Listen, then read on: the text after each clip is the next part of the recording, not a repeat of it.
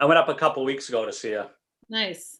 Yeah, Where is she? Up or down? Is she in DC? in DC. Yeah, Yeah, nice. That's awesome. yeah. It's a good program they have there. Yeah.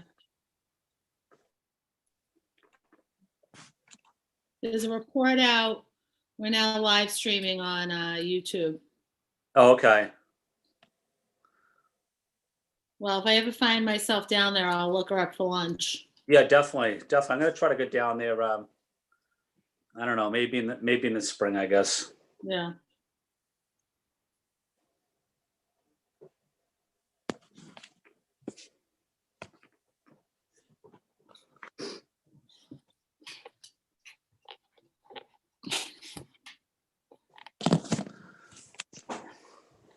Something weird just happened to my video, I think. It reversed. Move it back Oh. to selfie mode.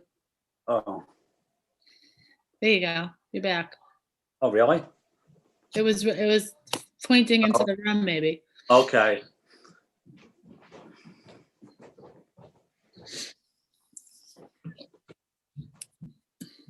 Hi, Edith. Thank you for being here.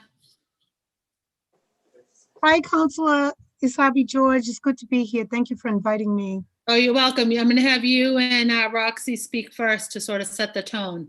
But I have my introduction, and then I'll introduce the two of you. Okay. All right. Sounds great. Thank you. Yep. I'll turn my video on when it's appropriate. Perfect. Thank you. Only 4 people registered for a session on 11:05. Here's something going from 6 to 7 on this day.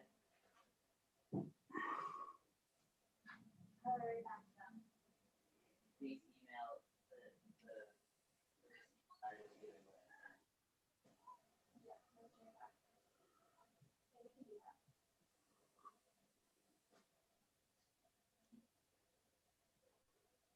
I thought you see what science is. 7:30.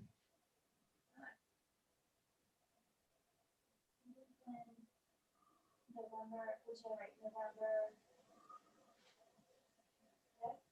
What it is?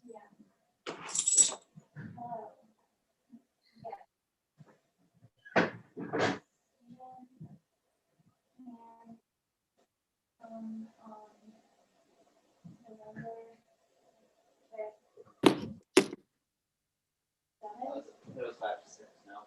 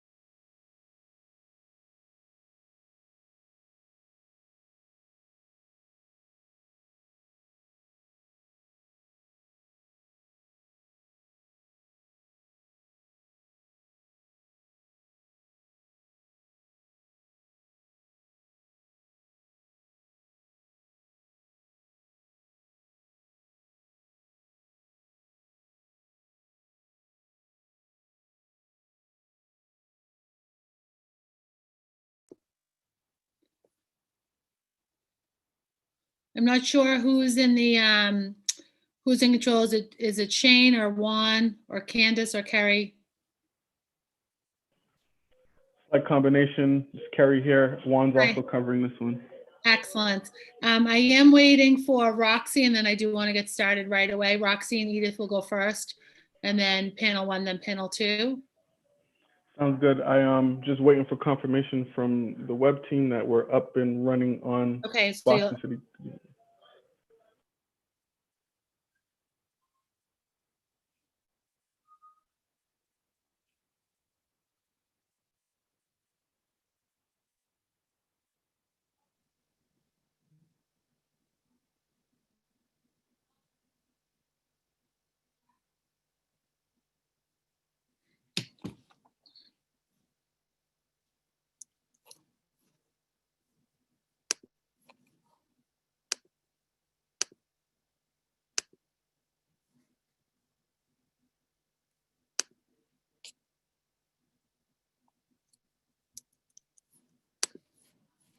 one sec, Rachel.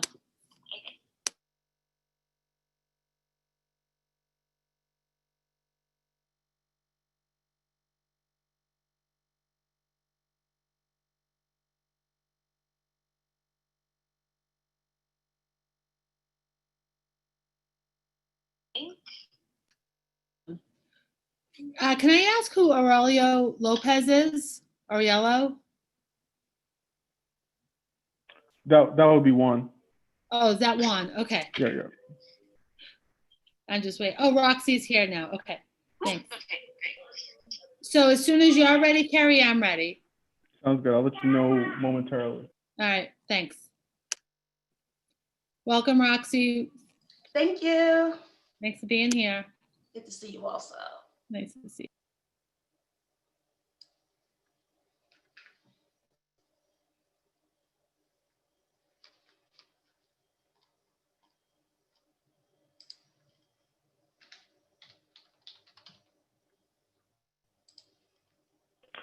I just received confirmation that we are all set to go, so I am ready to start when you are.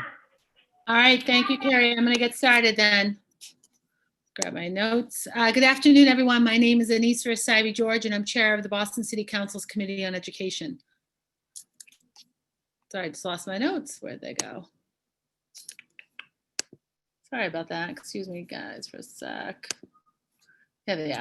In accordance with Governor Baker's March 12, 2020 executive order modifying certain requirements of the open meeting law and relieving public bodies of certain requirements, the City Council will be conducting this hearing virtually. This enables the City Council to carry out its responsibilities while adhering to public health recommendations and ensuring public access to its deliberations through adequate alternative means. Today's hearing is on docket number 0276, order for a hearing regarding the implementation of policy requiring all Boston Public Schools to have a full-time mental health or social emotional health support specialist. Docket number 0277, order for a hearing regarding the current state of inclusion classrooms in BPS. Order number 0758, order for a hearing regarding dyslexia services in the Boston Public Schools. And docket number 0980, order for a hearing regarding autism services in the Boston Public Schools. This public hearing is being recorded and live streamed on boston.gov/city-council-TV. It will also be rebroadcast at a later date on Comcast 8, RCN 82, and Verizon 1964. We will take public testimony at the end of this hearing. If you wish to testify via video conference, please email juan.lopez@boston.gov to sign up. When you are called, please state your name and affiliation or residence and limit your comments to no more than 2 minutes to ensure that all comments can be heard. You may also submit written testimony by emailing ccc.education@boston.gov. This afternoon, I am joined by Councilor Ed Flynn. I will briefly introduce our first 2 panelists and then give colleagues an opportunity to offer opening remarks. I also just wanted to say, sorry to interrupt your flow, Councilor Asabi George, but you've also been joined by Councilor Mejia. Thank you. I've just returned to the Zoom screen after reading my script, and I've been joined by Councilor Mejia and Councilor Janey. Counselor Ed Flynn, would you like to, I'm sorry, I would also want to introduce very quickly, Edith Bazil is with us and Roxy Harvey, who will give some opening remarks following colleague open remarks. Counselor Flynn? Thank you, Councilor Asabi George, for having this important hearing today. These dockets are within this hearing.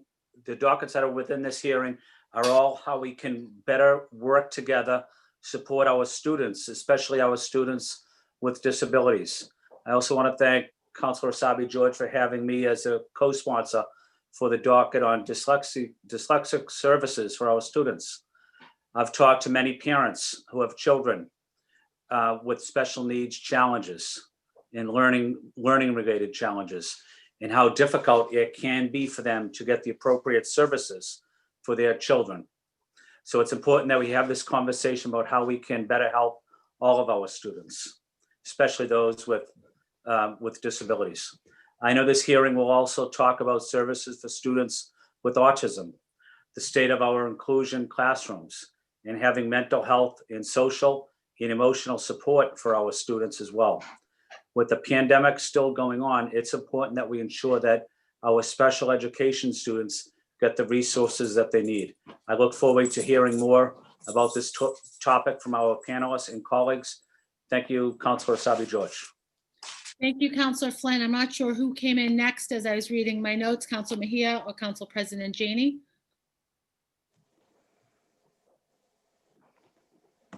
You want us to? I wasn't sure. I'm not sure who was here first. I was reading my notes. Council Mejia, you have the floor. Thank you, Councilor Asabi George. Really excited to be here today, and thank you for hosting the series of hearing orders. As for those who know, Edith, it's great to see you in the Zoom, because I've been out in these streets advocating hard around these issues in terms of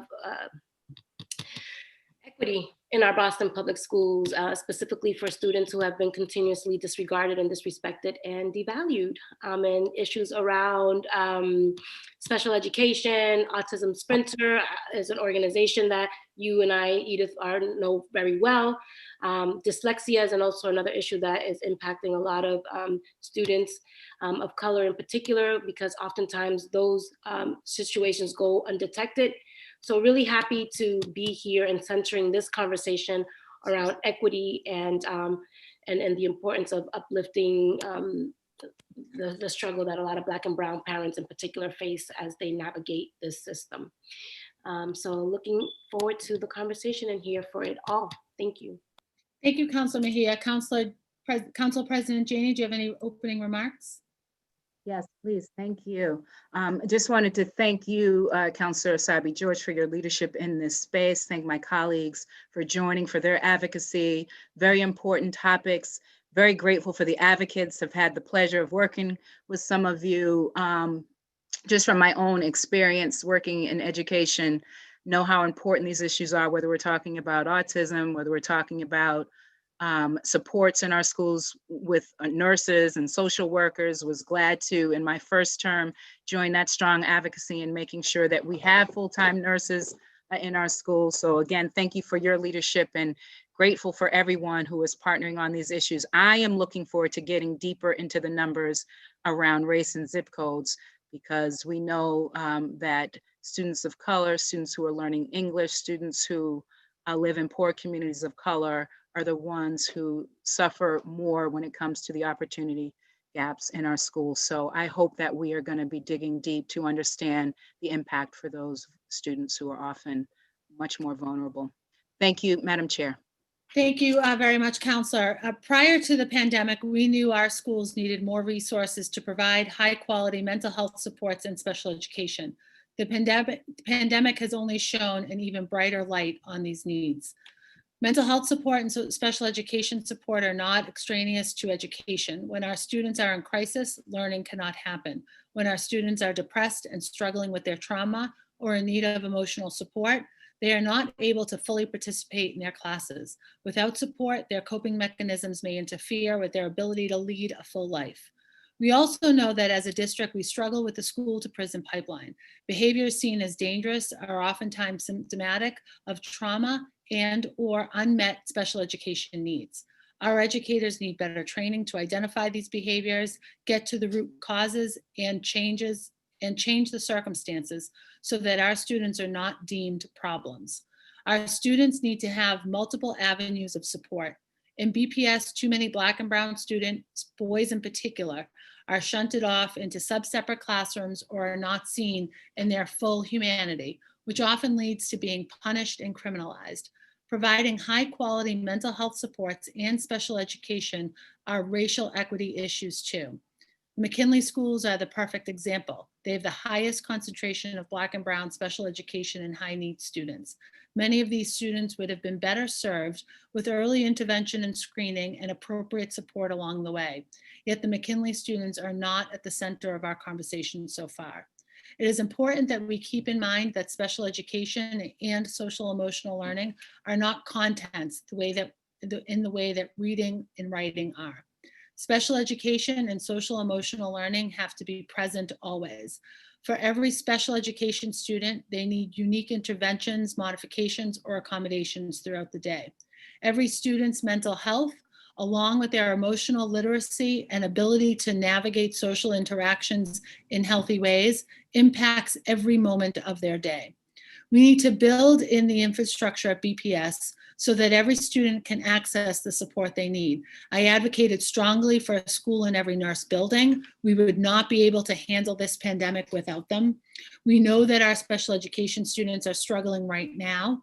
We need to ensure that they have access to the appropriate specialists, that our students are being screened early on, and that as we identify what they need, that we provide them those supports fully. It can't just be students with families that can afford a lawyer.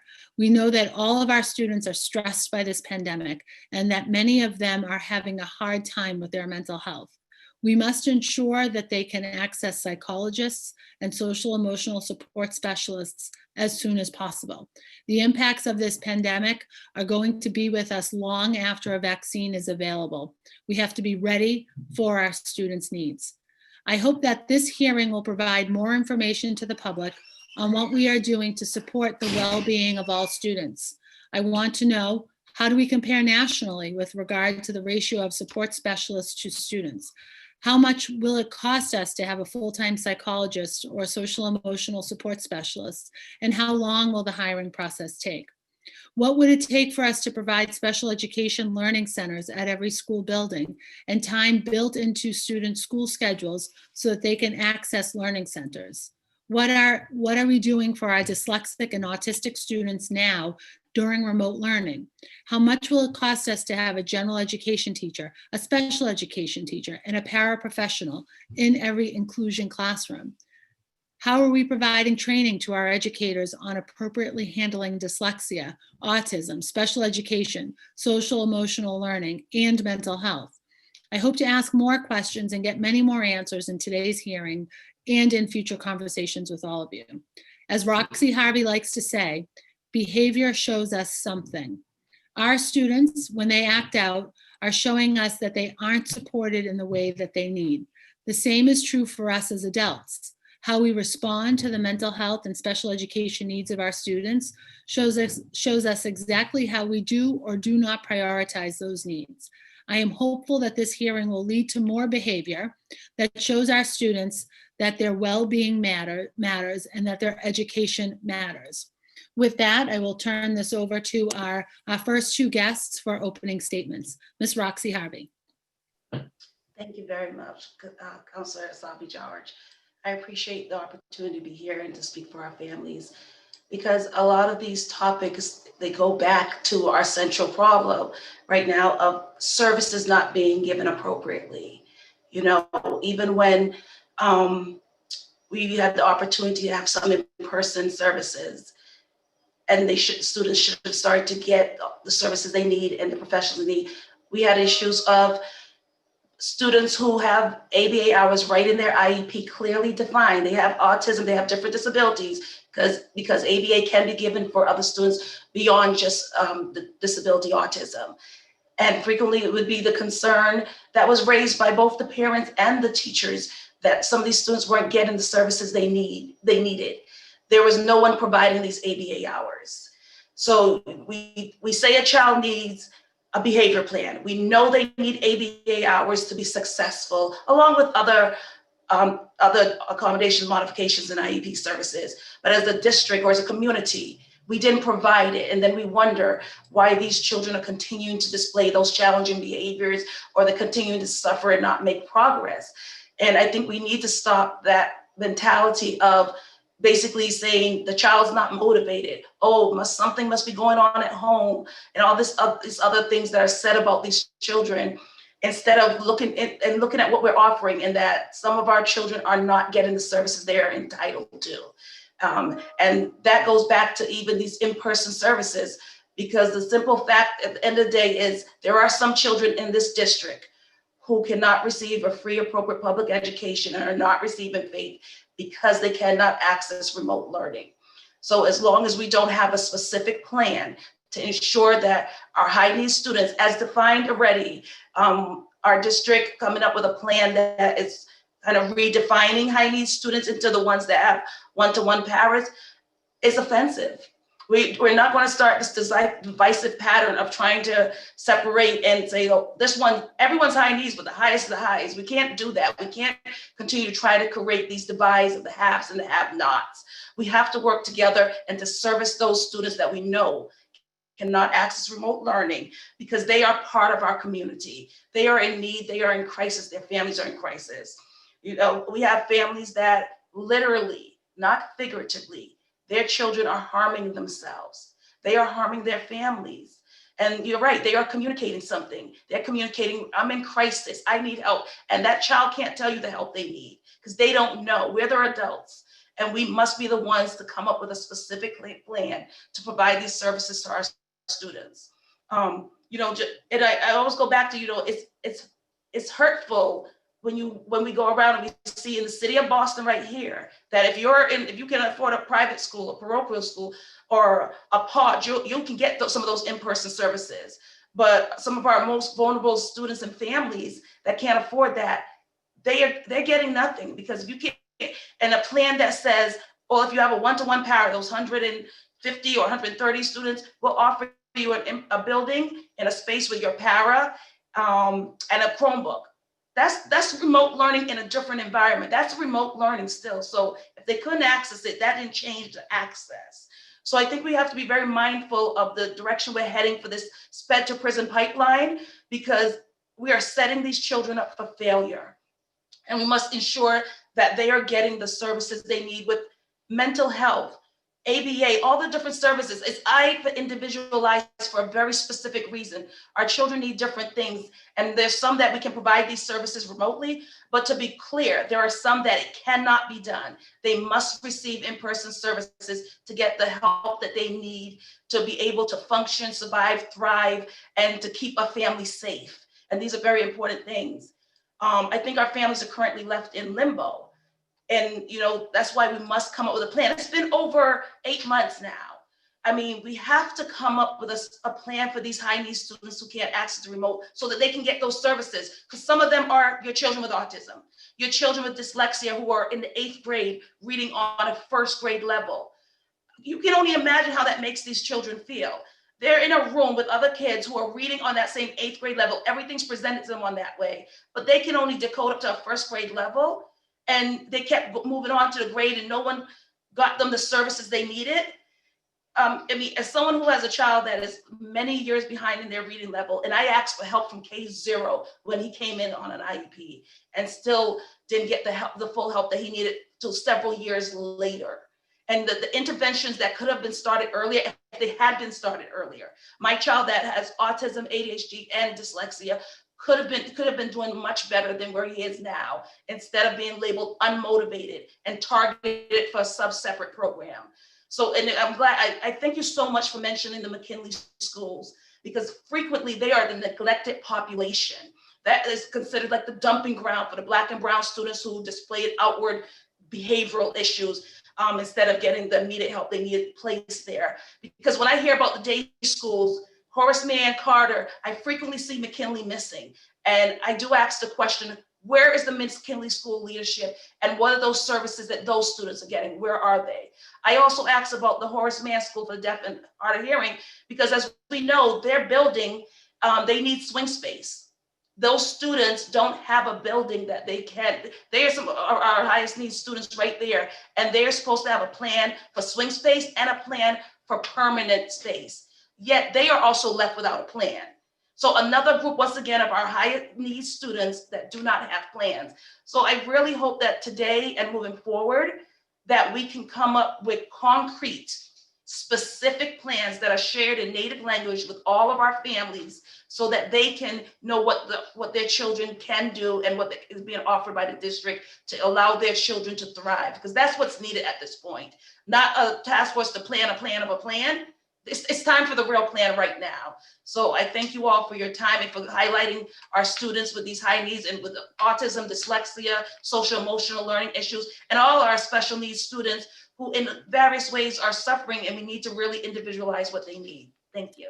Thank you, Roxy. And I didn't share with colleagues and with the panels that are upcoming that Roxy and Edith will be offering testimony at this time. We will then move to the Boston Public Schools panel for a brief presentation, questions by colleagues, and then we'll move to the panel after that. I should have said that at the opening. I apologize that I didn't. I muted myself before I said it. Edith, welcome. Thank you so much. Thank you and good afternoon, Honorable Councilor Asabi George and Honorable City Councilors. Thank you for having this hearing. I appreciate this opportunity. I just want to start out by saying I echo everything that Chair of the SPEDPAC, Roxy Harvey, has said. And I really thank you for this opportunity. So we've all heard the phrase, special education is not a privilege, it is a right. But these are not just words.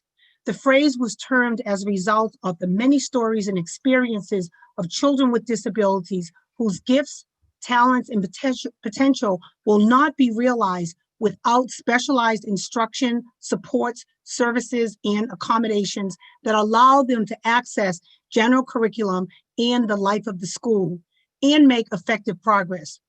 The goals also are equity, inclusion, post-secondary options, movement towards independent living, and economic self-sufficiency. The faces, stories, narratives, and struggles of children with disabilities and families give meaning to these words. So with that, I want you to meet Lily. Lily, say hello. Hi. Say hello to everyone that can see you. So when you see Lily, you may conclude that she is beautiful and a friendly child, and you would be right. Lily is smart. She's an 8-year-old who is good in math, a talented artist, classically trained in ballet, loves to pick out her own outfits, and has incredible style. Lily also has autism. When schools closed, it was very tough for her. Lily could not transition to her BPS school due to the pandemic, and she is not a child who could benefit from remote learning. She has meltdowns when her schedule changes. When schools closed, Lily asked if she was sick, if we were having lots of holidays, and she started doing pretend school at home. Then she started stimming, a behavior common to some children with autism. Her meltdowns increased, and she began engaging in self-injurious behaviors. Her appetite was thrown off because her eating routine at school changed. And then one day we realized that she had been pulling out her eyelashes over a period of time when we noticed that all of her eyelashes were all gone above her left eye. Now, DESE states that even when schools go fully remote, districts should make, quote, every effort, end of quote, to provide in-person learning either in school, in community, or in home. As a family, we were lucky to enlist a third party using autism insurance and high-priced private insurance to get in-person home services for Lily. Many parents do not have this option. My point is, there are a lot of Lilies in BPS. There are high-need students who require in-person learning with various physical, sensory, psychological, intellectual, neurological, and other disabilities who without services may not recoup lost learning and skills. We know that access to quality special education services in BPS has been a barrier to Black and Brown students prior to the pandemic, and is even more so during the pandemic. Now the district is creating a bifurcated definition of high needs, dividing families by using superlatives for determining high needs. High needs is not higher needs. It's not highest needs. High needs is high needs, and BPS must identify and offer in-person learning for all students who are high needs and allow parents to opt in or opt out. In closing, BPS had months, 8 months in particular, to plan for in-person learning in safe spaces, coupled with suggestions, recommendations, and plans provided by school nurses, the BTU, the SPED PAC, and other organizations and advocates. We've also had many conversations with BPS, and we've asked BPS to learn from private schools in Boston, as well as other districts in Massachusetts, the country, and around the world that are successfully doing in-person learning services. Failing to plan for in-person learning in safe spaces is failing our students. BPS has not made, quote, every effort, end of quote, to provide in-person learning for high-need students. Our high-need students can't wait for BPS to get its act together. BPS can and must do better by putting students and families with high needs first and at the center of planning. Thank you so much for the opportunity. I'd like to also echo that we cannot leave out our students at the McKinley schools. We have 4 McKinley buildings that are populated by Black and Brown, primarily Black and Latinx males. And to say that we are going to serve the Carter and Horace Mann, but ignore that the McKinleys are private public schools as well with high need students is disgraceful. And so it is my hope that BPS will begin to address the needs of our students who require services in order to maintain their daily living skills and other critical skills as well. Thank you so much for this time. Thank you very much, Edith, and thank you to Roxy. The two of you, I think, have shared from sort of like enhanced testimony around the impacts that both the school closures and not full supports have in regular times, not even just in COVID times, it has on our children. So I thank you for being here and sort of setting the tone and some of the tempo of what we would like to cover today. I'm going to move the two of you back to attendee, and we're going to bring in our panel that includes Boston Public Schools representation. I also want to acknowledge that we've been joined by District 6 Councilor Matt O'Malley. Thank you, Matt, for joining us. So while we bring in the Boston Public Schools folks, they're coming in slowly. I'm going to send you back over to attendee. Thank you both.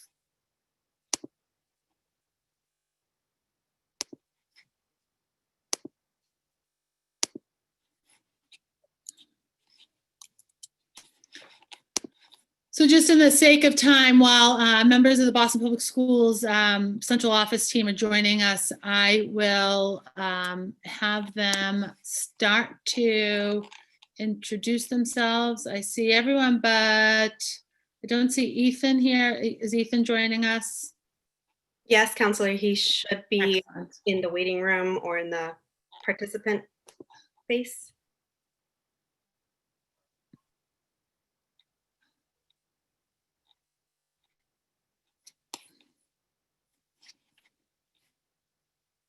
I don't see him. Is he coming through yet?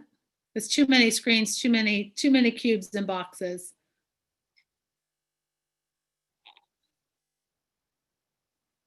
He might be under special education. I bet you that's him. Yes, that's him. Very good.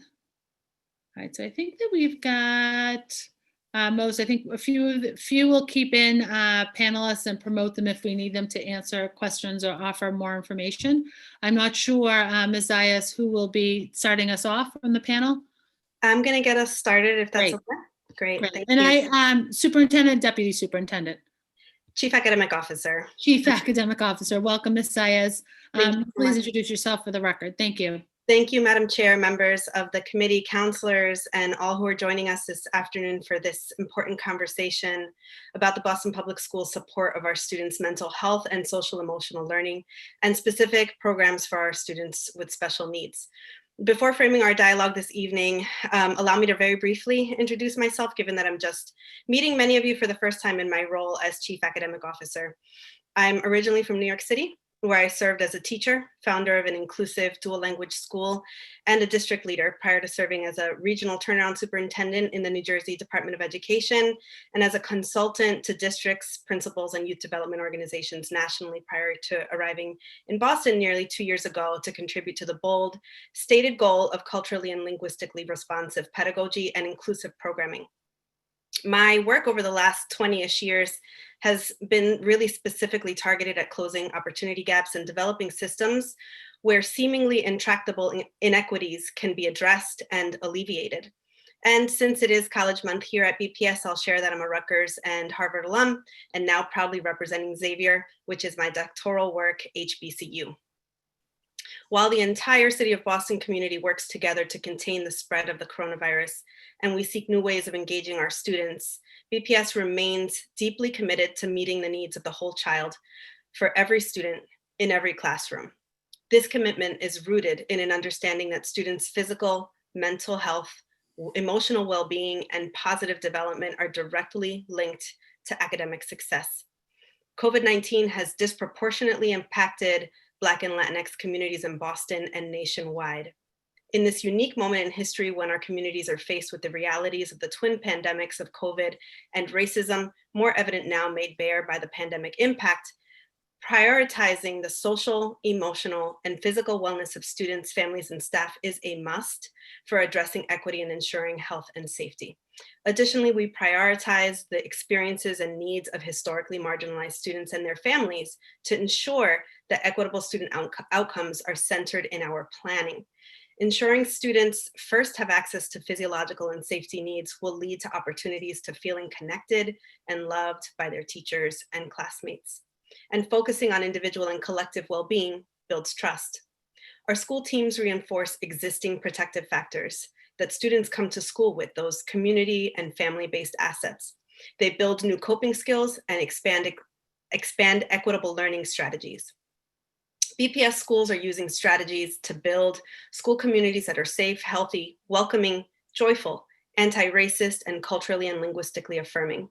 This is the work of every educator and all support staff in every school, every office, and every space that Boston Public Schools students inhabit. This is exemplified by our whole school, whole community, whole child approach to learning and well-being currently outlined in our opportunity gaps policy, our wellness policy, and emphasized in our strategic plan. Every member of the BPS community plays a role in supporting the health and wellness of our students, and we must work closely with families and community partners to reinforce, model, and support the development of health literacy and healthy behaviors. I'll now introduce the team that will be sharing their office's work with you tonight. The Division of Academics, which I lead, houses 2 of the 3 offices that are called to provide information tonight: the Office of Special Education and the Office of Health and Wellness, respectively led by Assistant Superintendents Ethan Dablamont-Burns and Jill Carter, Assistant Superintendent Jill Carter. Separately housed in the Division of Accountability, the Department of Behavioral Health is supervised by Assistant Superintendent Ilich Nayeli Tabora and led by Andrea Amador, who will provide remarks today. Thank you again for the opportunity to share. I'll now turn it over to Assistant Superintendent of Health and Wellness, Jill Carter, to share about our social emotional learning work. Thank you, Andrea, and good afternoon, Councilor Asabi George and other City Council members. My name is Jill Carter. I'm the Assistant Superintendent for the Office of Health and Wellness. Health and Wellness, as Andrea has shared, is in the academic division. The Health and Wellness Office oversees the district work on the whole child, as is outlined in our wellness policy. The office also includes social emotional learning, health education, physical education and physical activity, and wellness council supports. I'm focusing my comments today on the district's efforts to strengthen social emotional learning through a whole child approach, where SEL is a lever for equity and should be part of teaching practices in all of our classrooms. Decades of research have illuminated that social and emotional development is central to learning, and it's critical to the physical and mental health and well-being of our students. At BPS, we believe that strengthening adult and youth social emotional skills and competencies enhances our abilities to connect and relate to others across race, class, culture, language, gender identity, sexual orientation, and learning needs. Social emotional learning is the process through which individuals learn essential life skills and competencies that promote a positive identity, a well-managed self, healthy relationships, and access to successfully navigate their future. Our SEL competencies were updated in 2019 to reflect a transformative SEL approach, an equity-based approach to deepen the social, emotional, and cultural competencies of adults and students that is aligned with CLSP, or culturally and linguistically sustaining practices. Transformative SEL is a process whereby young people and adults build strong, respectful, and lasting relationships that facilitate co-learning to critically examine root causes of inequity and to develop collaborative solutions that lead to personal, community, and society well-being. This is situated firmly in a frame of identity, agency, and belonging. Boston Public Schools is leading the national landscape with SEL competency and skills being inclusive of equity, and more specifically, culturally and linguistically responsive practices. Over the past several years, BPS has been engaged in refining our district vision and strategy for SEL. Through partnerships with CASEL and the Rennie Policy Center, we have assessed the current landscape for Tier 1 SEL programming and created a steering committee to clarify our priorities to move this work forward. Based on our own and national research finding, we are threading transformative Tier 1 SEL practices throughout the day and the building. This includes incorporating teaching practices that build community and student and adult relationships, focusing on adult SEL for all staff, but especially teachers and paraprofessionals, and deepening existing SEL programming and curriculum, including through health education and physical education, integrating SEL into academics, including arts. Through research grant opportunities, we are learning more about the implementation of SEL in service of equity. Early findings suggest that our SEL coaching model is having an impact, increasing ratings of climate, SEL instruction, SEL integration, and student collaboration in the research schools. By providing adults with the opportunity to learn about competencies in partnership with their colleagues and students, they are better equipped to create a learning environment where social emotional competencies and skills are modeled and embedded into instructional practices. Last spring, about 100% of BPS school leaders completed the CDC School Health Profile Survey, a survey that's designed to assess school health policies, programs, and practices. Survey results indicate that nearly all school leaders strongly agreed that they are committed to supporting their students' social emotional learning and development. 33% of schools reported that all of their staff have been trained on BPS SEL standards, with others reporting partial training. 71% reported implementing at least one SEL curriculum partially. How does this compare to national data? I heard you ask. According to CASEL, a national principal survey on social emotional learning, 38% of schools have developed a plan for teaching SEL, but have reached only partial implementation. We know that high quality professional learning and school support are critical for improving SEL implementation. This summer, we prioritized training school staff on adult SEL. Over 2,000 educators participated in Boston Strong SEL professional development sessions focused on adult SEL and creating a welcoming online learning environment. All principals also received an overview during the August Leadership Institute. Developing educator social emotional skills lays the foundation for success with students. This allows them to focus on integrating cell competencies into their instruction and their interactions with students. Research indicates that teachers who possess social and emotional skills have more positive relationships with their students and peers and are better able to create academically supported classrooms and engage their students more deeply. The BPS 2019 Youth Risk Behavior Survey indicates a lack of school connectedness and perceived trusted adults. 42% of our high school students did not feel close to people at school. Notably, feelings of belonging and connectiveness were significantly lower among students of color.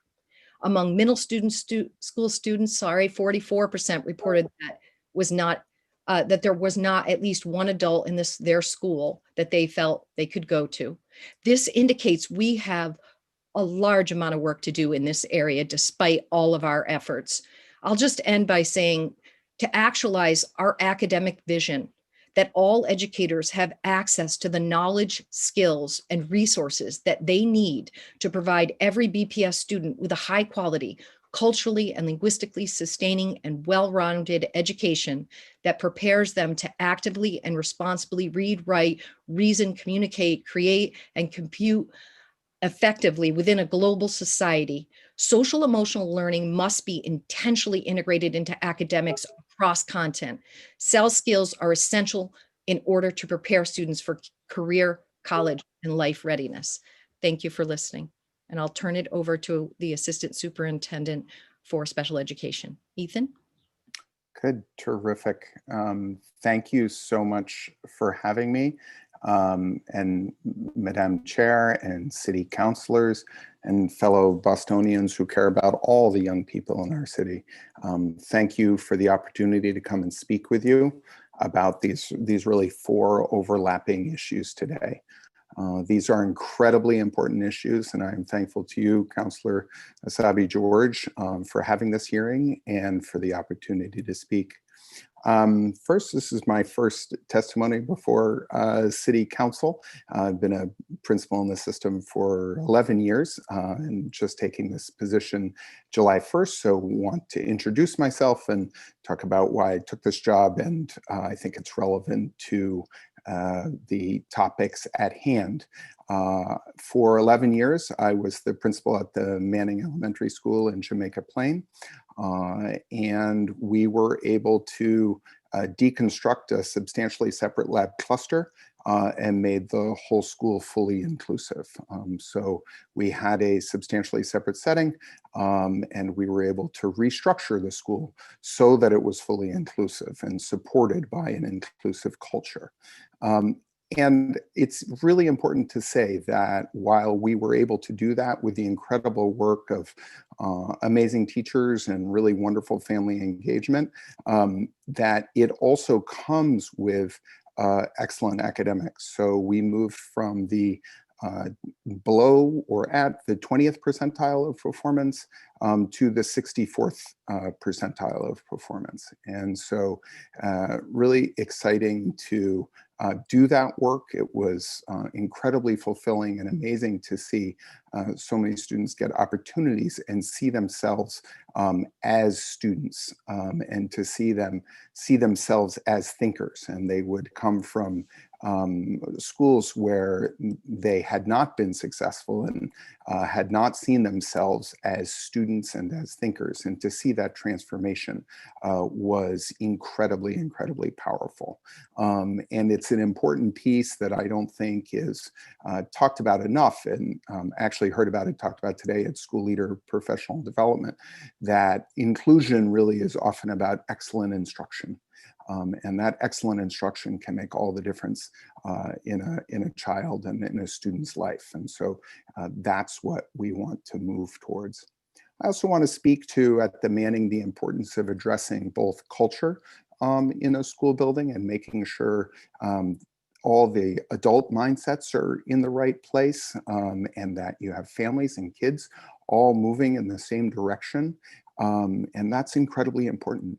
But that culture also needs to be supported by a school structure that supports that. And so that's why it was so exciting to be able to move from the substantially separate setting and not have those structures anymore, and to make it fully inclusive. So it was a wonderful experience to be there. And although it's a very, very small school, I'm hopeful that we can bring some of the lessons from that experience to the school district. And in terms of goals for special education, initially, and we look forward to getting into strategic planning once we get through some part of this pandemic anyway, but it will certainly include addressing inclusion. It will address high quality programming for all students, no matter where they are, and making sure that there is an equity of opportunities for all our students across the city, and really making sure that excellence and equity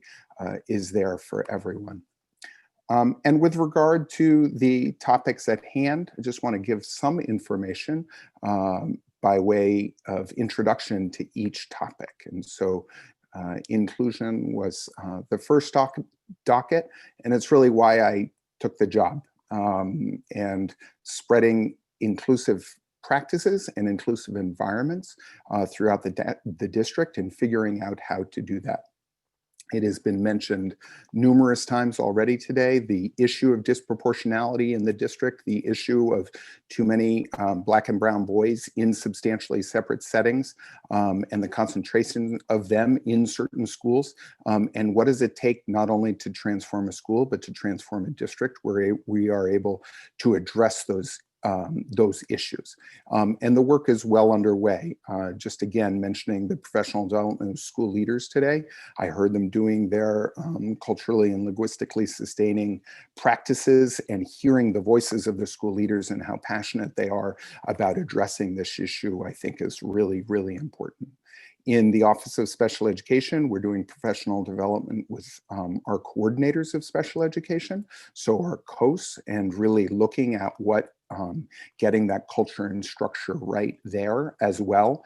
And it's been exciting to get to know that group of employees, and to really work with them on what this can look like at a district level as well.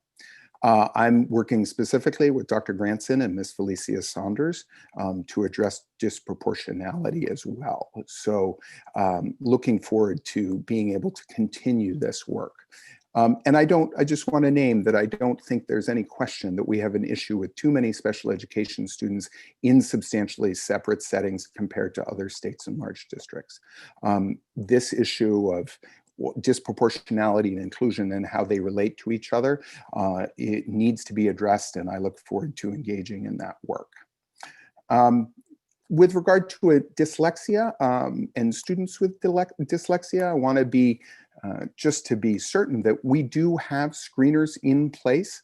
It's relatively new guidance from the state, and we're actually looking to DESE to clarify their guidance on what those screeners need to look like and what appropriate implementation looks like. But our reading, our interim literacy screeners do include a screener for dyslexia, and we think that's really, really important. I think it's also important to say that we have made a substantial investment in early literacy through foundations, and also continuing with Wilson and Norton Gillingham.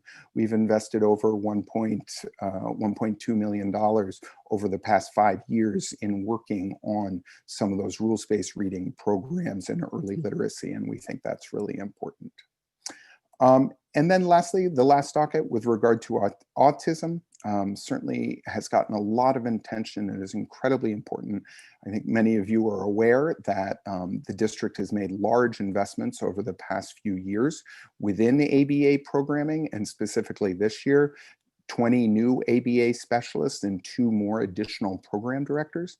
But I think what's really important to say here is that we also are not just looking at creating new programs or sort of having hired new people, but that we're really looking closely at the quality of the programming, that we do walkthroughs with school leaders and with program directors, and we're looking continuously to what it means to be a strong ABA program. There, we are collaborating with our related service providers through speech and OT to make sure that they're integrated. We're all integrated together in making sure that the student gets a great experience wherever they are with regard to ABA. So with that, I just want to say thank you again so much for the opportunity to speak with you and look forward to engaging more deeply in the work. And with that, I will turn it over to Andrea Amador, Director in Behavioral Health Services. And while you do that, I want to note that we've been joined by Counselor Campbell as well. Andrea, sorry for the. No problem. Thank you, Ethan. Good afternoon, Councilor Savi George and City Council members. My name is Andrea Amador, and I'm the Senior Director of Behavioral Health Services for BPS. I have the pleasure of working with school psychologists, district social workers, and transformation social workers serving Boston students, families, and schools. The role of behavioral health services is to meet the behavioral health needs of all BPS students by providing direct services and supports to students, schools, and staff across a continuum of prevention, early intervention, and intensive services. Additionally, the creation and facilitation of community mental health partnerships are a key aspect of our work. The comprehensive role of behavioral health staff within schools is intentionally designed to support access to high quality, equitable behavioral health services for all students, including universal supports for all students, targeted supports for some students, and intensive supports for a few students.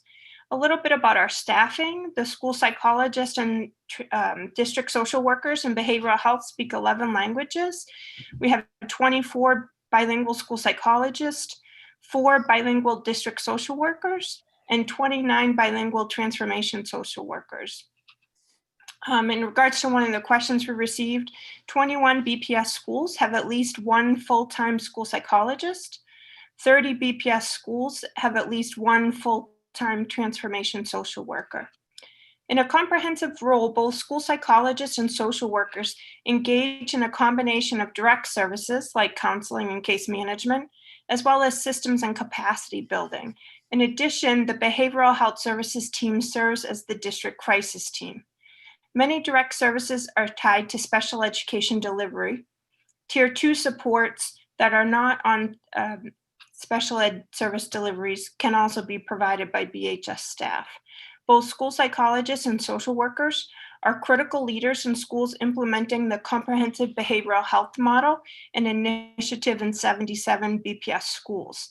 In addition to supporting all 125 BPS schools, school psychologists and social workers provide additional special education support to early childhood centers, out-of-district placements, and proportionate share students and families. I'd like to take a moment to give you an update on our transformation social workers. In February of 2020, Carmen Calderon O'Hara was hired as the Director of Social Work. In the summer through the fall, Carmen led a hiring team that included hiring 57 transformation social workers. 26 transformation schools now have at least a 1.0 transformation social worker. 6 transformation schools have less than a 1.0. 4 other BPS schools have at least a 1.0 transformation social worker. And I would like to share a little bit of information about the work the school psychologists and social workers did through the 1920 school year. They provided at Tier 1 and Tier 2 11,500 consultations to parents and teachers. They completed 3,500 evaluations, special education evaluations, provided over 100 PD sessions. They responded to 1,200 school-based crisis, and we as a district crisis team responded to 111 large-scale district crisis events. Additionally, the staff provided over 370 suicide risk assessments and over 60 threat assessments. So that was the work that they did during last school year. And over the summer, we had, for the first time ever, a summer behavioral health services team with the support of the superintendent. We had 17 staff members who over the summer were able to provide behavioral health services to over 1,400 students and families, including some of the services I've mentioned: crisis support, counseling, family needs calls, and check-ins. The team of behavioral health has continued to do these activities now as school has started in this new school year.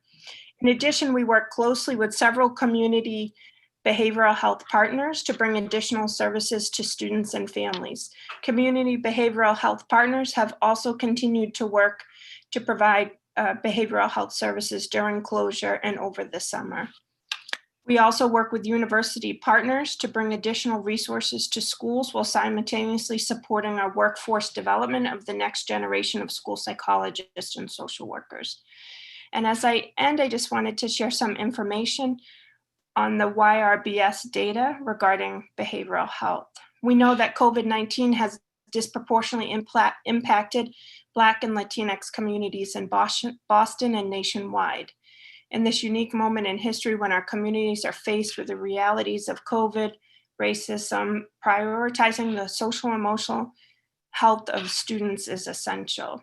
In the most recent youth risk behavior survey that Jill mentioned, just want to highlight a few more things. In 2019, 35% of Boston high school students and 27% of our middle school students experienced persistent sadness. Over the past 2 years, the proportion of high school students who have attempted or considered suicide increased significantly from 9% to 16% respectively. Middle school students, particularly those of color, reported even higher rates of suicidality. 11% of those middle school students were reported having ever tried to kill themselves. As Jill mentioned, a lack of connectedness is also indicated in our YRBS results.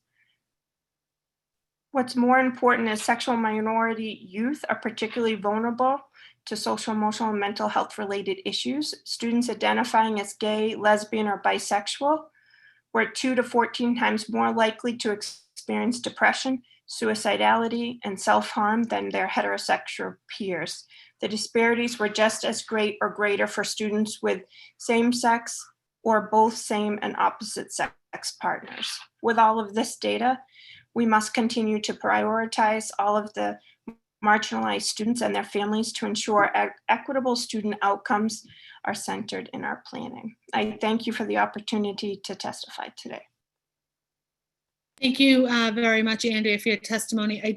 I see that David Bloom has joined us, but is he offering formal testimony?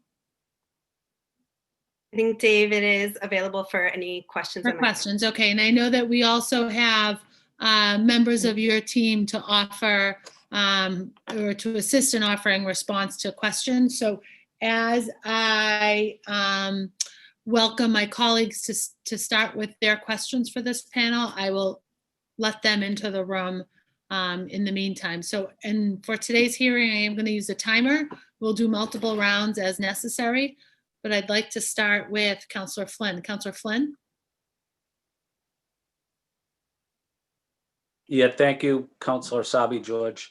I had a question for whoever it's appropriate for, but for students that would be screened for learning disabilities, what grade would that start at? What type of screening would it be? And is it a thorough screening? And if they are tested for having learning disabilities, what would the next step be in helping them get services that they need in the interaction with their parents as well? So thank you so much for the question with regard to screenings. Appreciate that, Councillor Flynn. It's something we think is incredibly important and appreciate your passion for the subject. I think I just want to start by saying again that screening is available through Child Find as well from K0 all the way through grade 22, so that if a parent has a concern that their child may have an issue and have a disability, that they are able to approach the Boston Public Schools and say, I'd like to have my student evaluated. And so that that is something that we are mandated to do, and certainly are able and equipped to do. And so that is something that we are in the midst of doing. In terms of ongoing screens, we are collecting early literacy data as soon as kids enter our schools. We are trying to understand what is happening with them so that we can make sure they stay on track. Specifically with regard to dyslexia screenings, that there is as I said, our major assessment system through MAP, which is through NWEA. We implement a set of literacy screeners to see how students are doing in an ongoing way. As well, I think it's important to say that we've just made a large investment in something called the Digital Assessment Library. So our assessors are gonna have more access to more screeners over the course of this year, and we're in the middle of doing training for employees in that library of assessments, but that's an exciting investment that we've made. I don't know if there's anyone else on the panel who has more to add to that. The one follow-up I had is I often have parents would ask me that they want to get their child screened for dyslexia, but this type of breakdown in the system, or there's a wait, or there's some type of issue that develops. So if there's miscommunication and the parent can't get their child, what is the best route for that parent? What is the best thing for that parent to do in terms of seeking that screening that they're having a difficulty getting? Sure. So, I mean, I think it's just important to say that DESE, the Department of Elementary and Secondary Education, has, and federal guidelines as well that govern the timing around as soon as a parent says that they would like to be in evaluation. There are very strict timelines that we need to adhere to. And when a parent asks for those evaluations, they should be given the parent's policies and procedures and procedural rights and safeguards to make sure they know what their rights are. Of course, if there is ever a problem with those timelines, which does happen, I don't want to say it doesn't happen, and certainly is happening in the middle of this pandemic, and can speak to that if needed, what we're doing to address the assessment backlog. But certainly they can reach out to the special education office via email or phone. And to be, just to be blunt, if you are having trouble getting in touch, you can also go to the state to make sure. I think it's really important that the community is able to hold us accountable to the guidelines that we need to operate under so that students get what they need. Yeah, thank you. I have no further questions. Thank you, Councilor Asabi George. Thank you very much, Councilor Flynn. Councilor Mejia.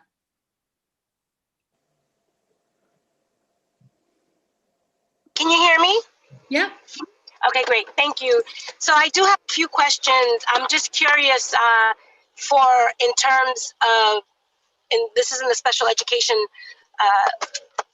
department. I'm curious about the staffing in terms of just the cultural competency. I'm just curious about the leadership, and because I know one thing is the actual need of the students, but I also think that there's a layer of cultural competency in how we go about addressing some of these needs for students. So I'm just curious of what type of technical assistance or support that department is getting to help address the needs of families who are a little bit more diverse. Yeah, I can certainly. But if I need to go in a little bit harder, I will. But I think that my question really is around just the diversity of the leadership within the special education department, and how culturally competent is it? Sure. Sure. That's something we take incredibly seriously, think is very, very important. And certainly in my first months on the job and looking at and analyzing and trying to understand. And I think it is really important. I would certainly agree with you, Councillor Mejia. Diversity in our administration is going to be incredibly important so that we are able to represent our families appropriately.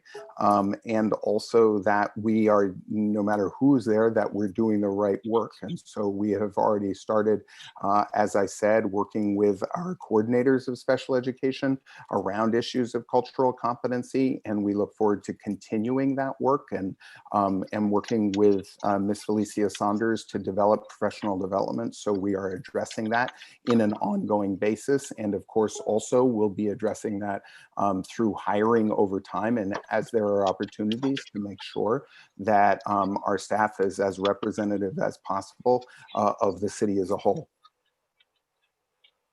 Okay, great. Ethan, I just have another question for you. Would you believe that the BTU tried to meet with you all to discuss a plan? And I'm just curious as to whether or not, what the reservations were or why weren't some of the plans that were recommended implemented to help support families who have students with the highest needs. I'm just curious about what that looked like.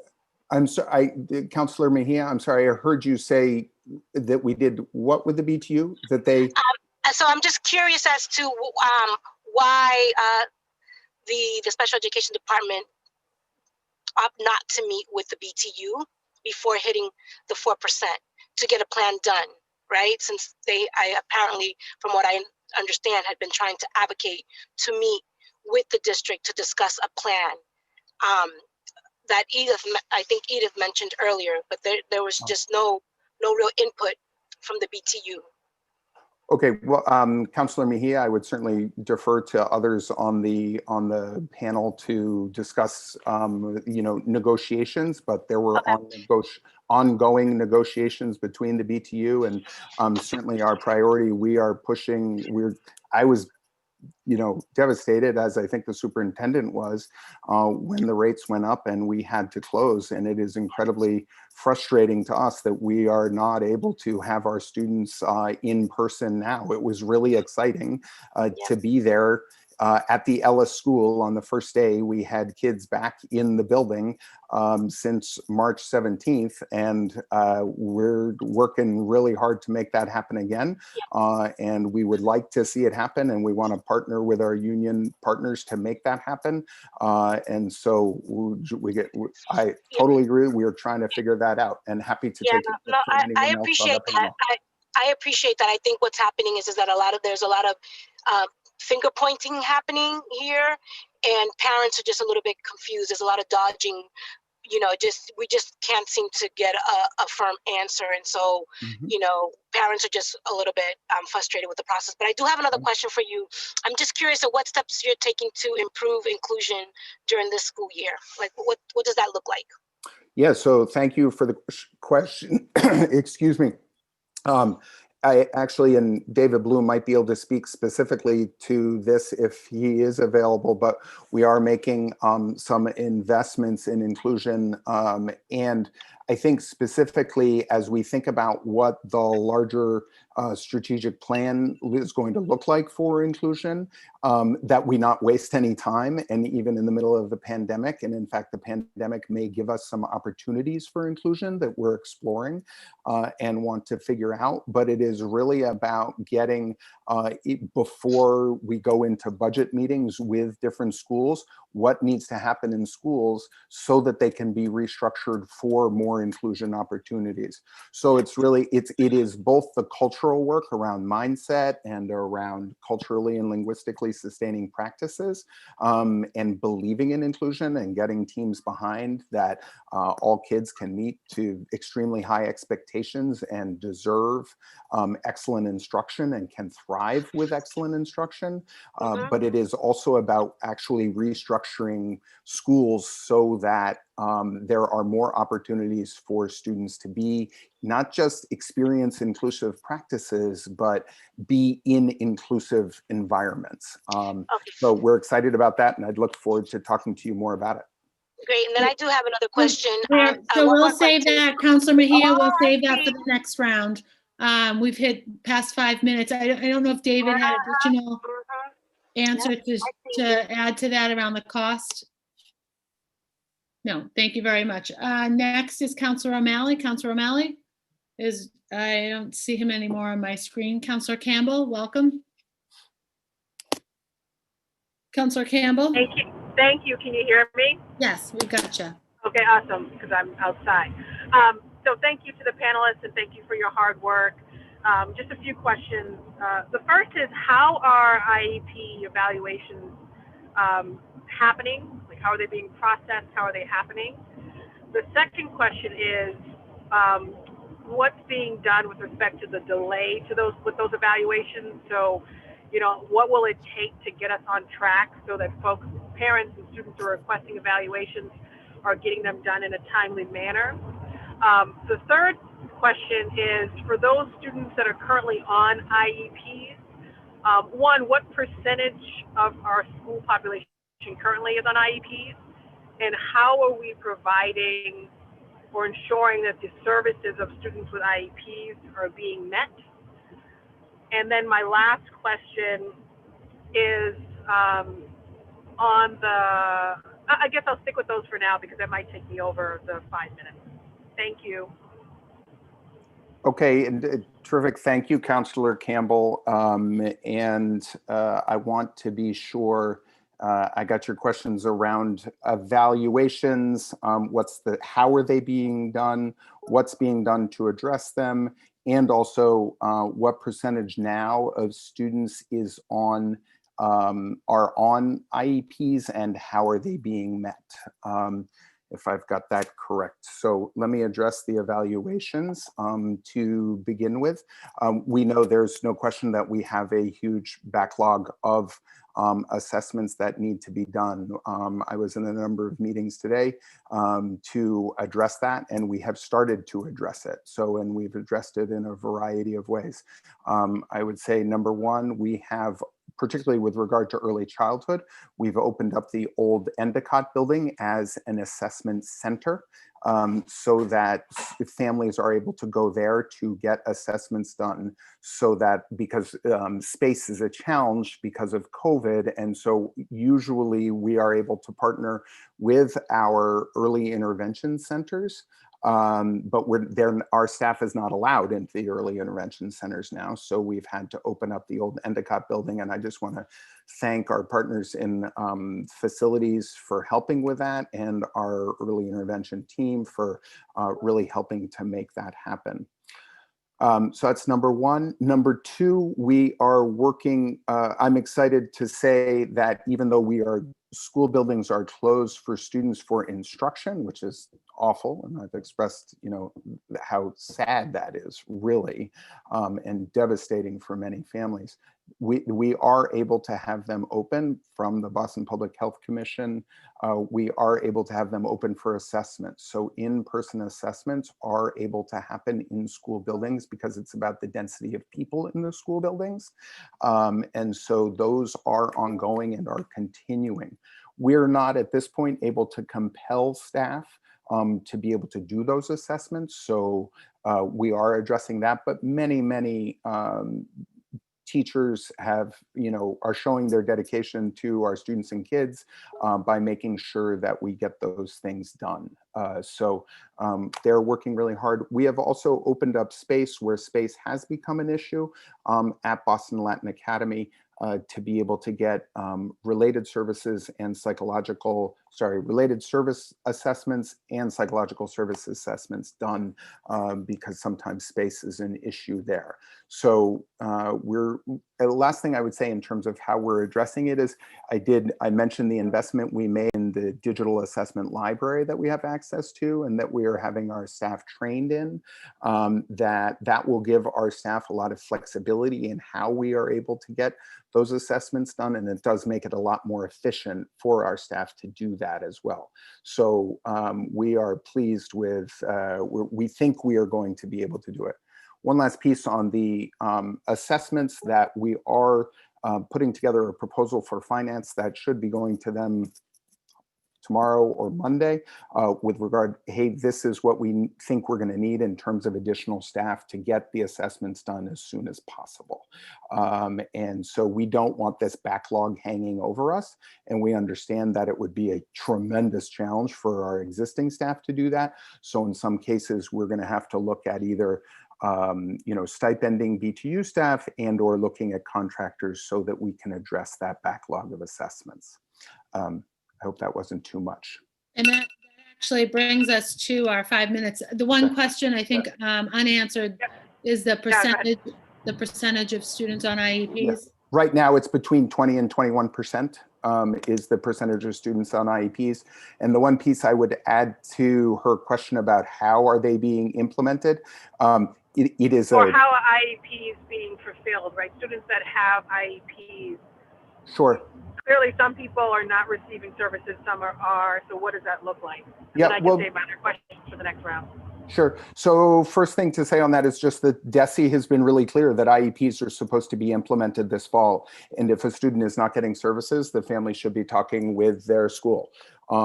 And of course, there are some services that can only happen in person, and that's going to be a challenge right now. So I think that the one piece I would say to that is that we have created individualized learning plans for each student who has an IEP in the district. They're about 90% done now and sent out to families so that we are able to, so that families really know what those services are going to look like. Thank you. Thank you, Councilor Campbell. I'm sorry. When I'm hiding my face, I'm yelling at the children in my house. Councilor Wu has joined us. Councilor Wu, it's your turn.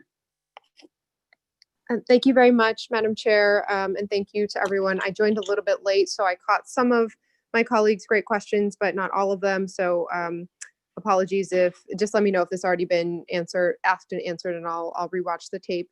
I'm curious, just the biggest takeaway I have had over the last couple of weeks when it comes to this topic in particular is just it feels that there is no central source of planning around what is happening, particularly in a longer term time frame, and not even that long term, just even a couple weeks time frame. So could you just tell me from an organizational infrastructure perspective, who is making decisions about how students' services will be delivered, about how this particular population of students and families are being brought into conversations, what constellation of people within BPS and who outside BPS is driving those decisions day to day and in a sort of longer term planning way? Councilor Wu, thank you so much for your question. It hadn't been asked before. I'm Andrea Zayas. I'm the Chief Academic Officer, so I don't think we've met before, so just wanted to introduce myself. I'll pass the question over to any of my colleagues that want to add in, but I'll just say that the superintendent has convened a group of us. There's been a reopening task force and a reopening team working since the very beginning. In this new closure, we're investigating the possibilities for and planning how and to what extent we'll be able to provide in-person services to our highest needs students. And that group includes me, it includes Ethan, a number of members on Ethan's team as assistant superintendent for the Office of Special Education.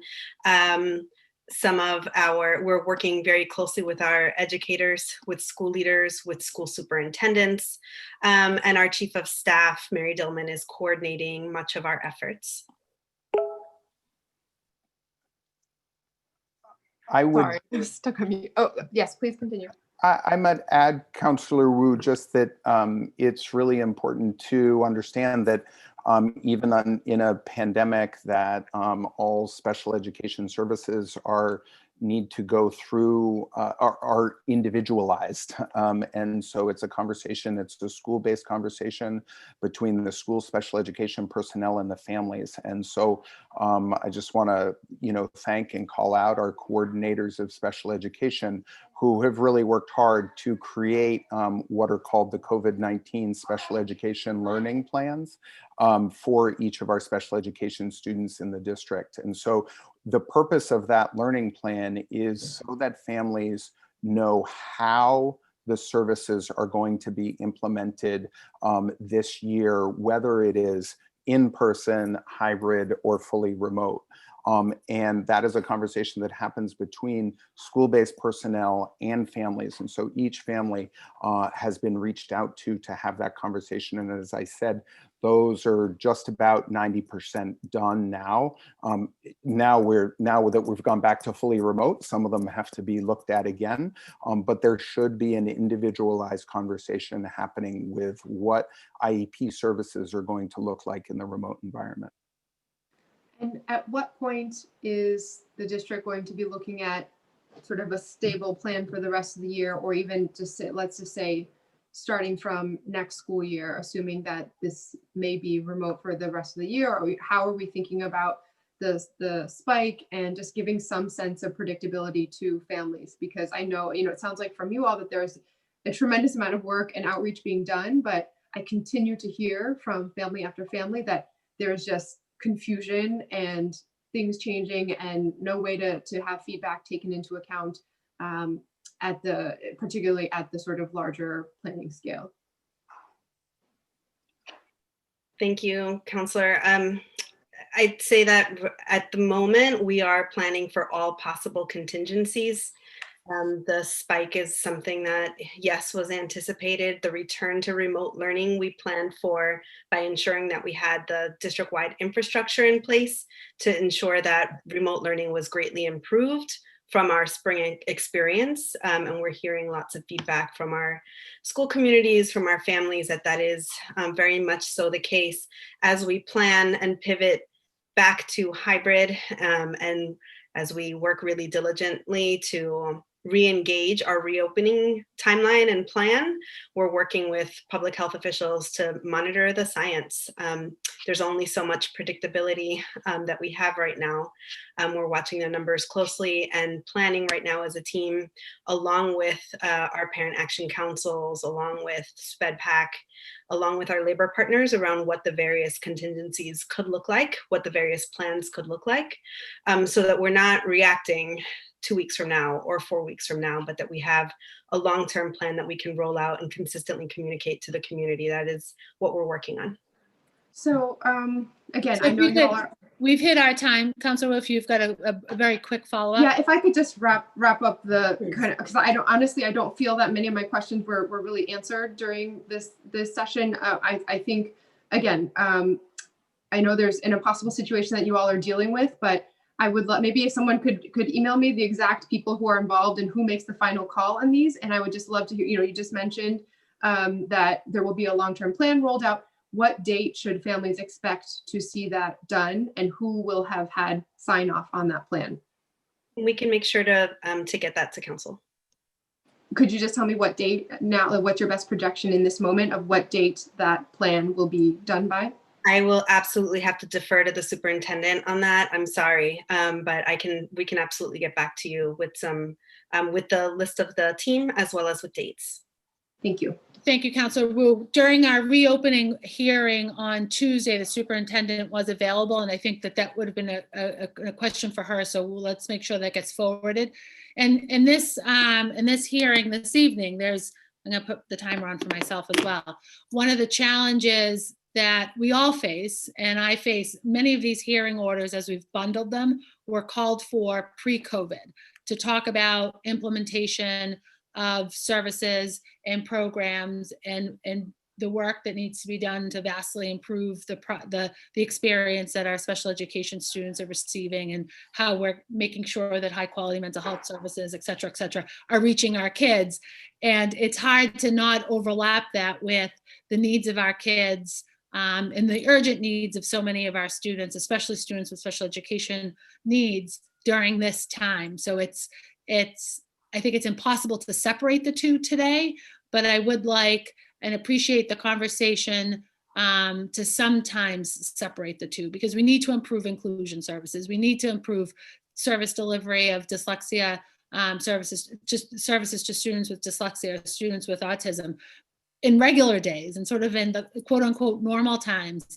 And it's just become even more critical and more important during these times. So what I think, and through this conversation today, what I do anticipate is perhaps a smaller working session on each of these topics so that we can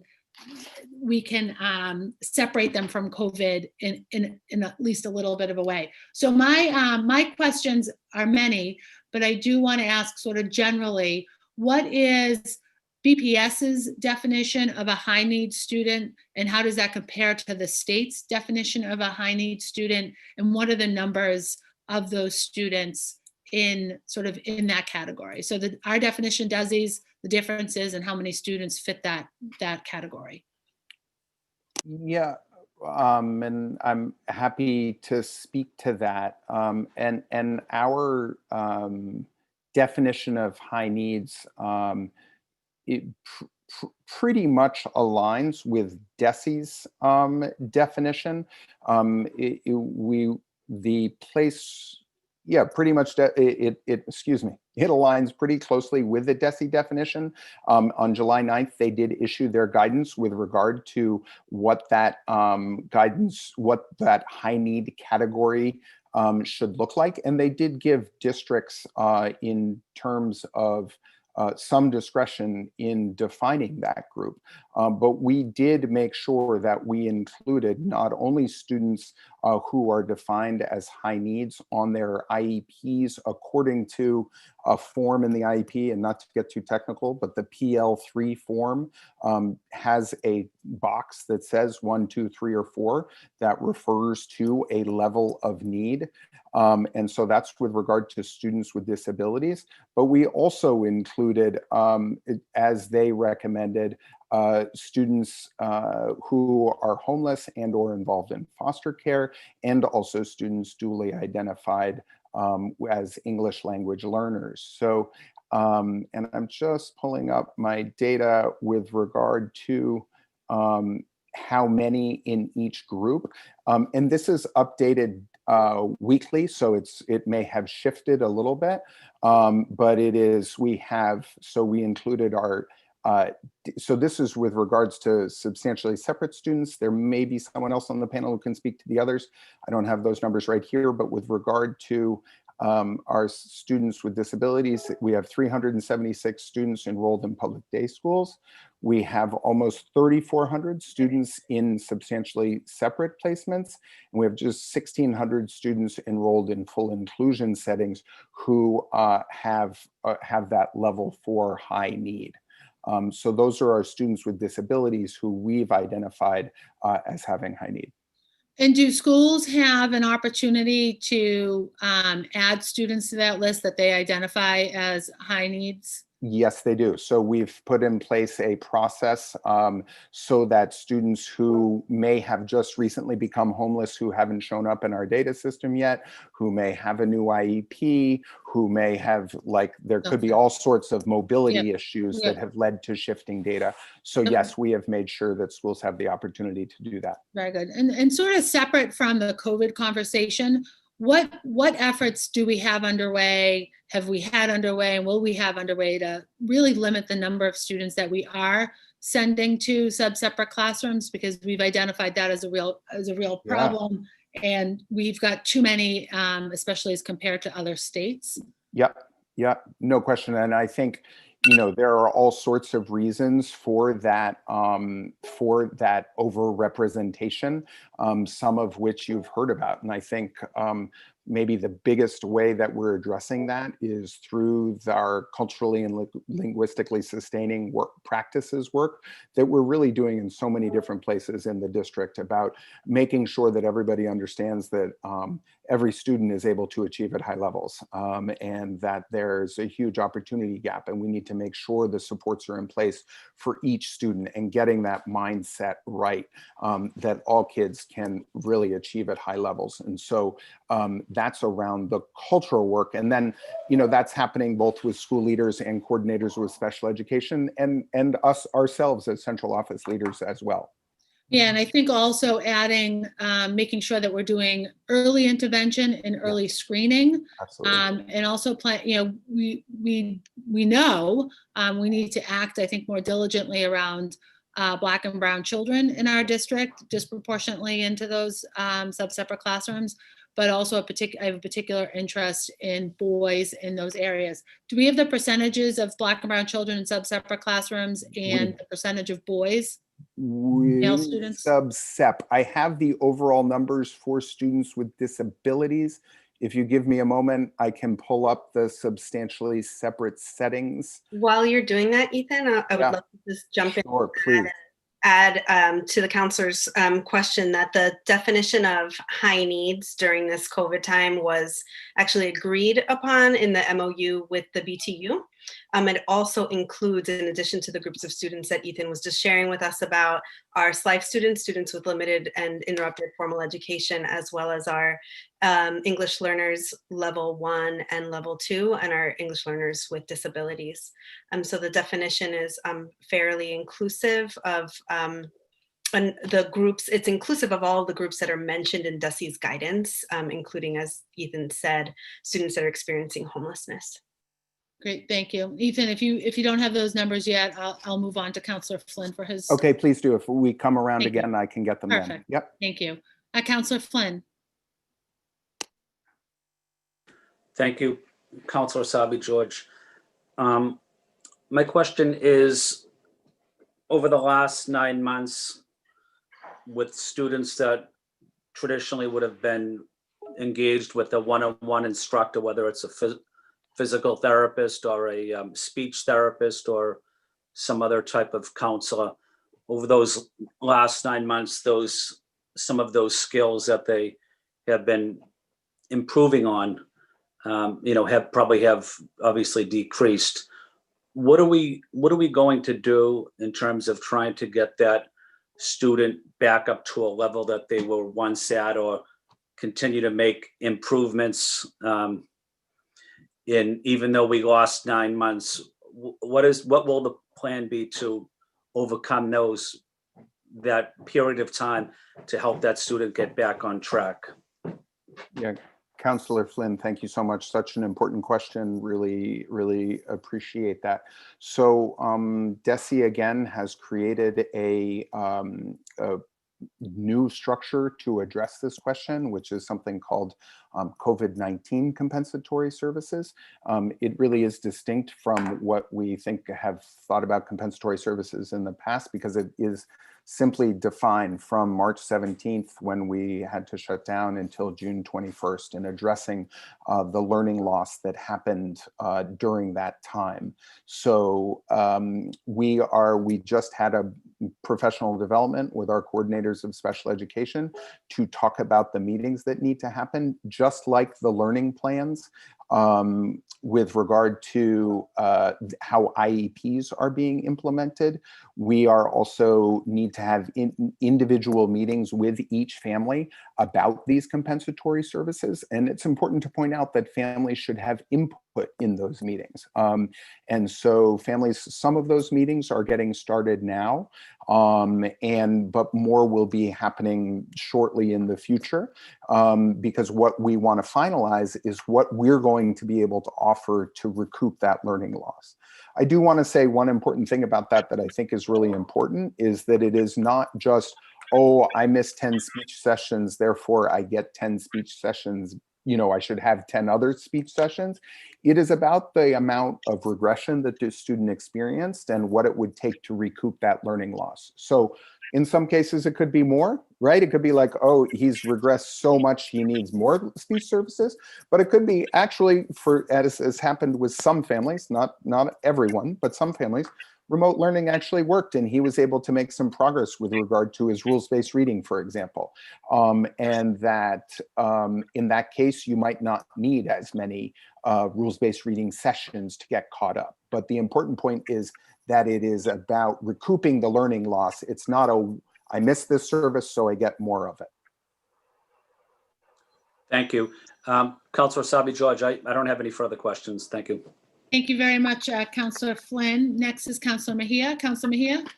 Yes, thank you, Councilor Sabi George. I'm sorry, I didn't realize about the 5-minute rule this time around, so I thought I had more time, but I appreciate knowing the process has changed. So forgive me for trying to press on with some additional questions. But I waited my turn. I do have some questions about the mental health professionals who are currently working at BPS and how they're dispersed throughout the district. Are there any plans to hire more in the coming year? And how are we being intentional about hiring mental health specialists that reflect the demographics of our student body? I did a lot of work back in the day in the education space, organizing parents around the importance of social and emotional learning, as we know. Oftentimes, from what we heard is that not every school is doing it. So I'm just curious. I'm going to ask a question around social and emotional learning, but for right now, let's just talk a little bit about the mental health specialist who can answer that question.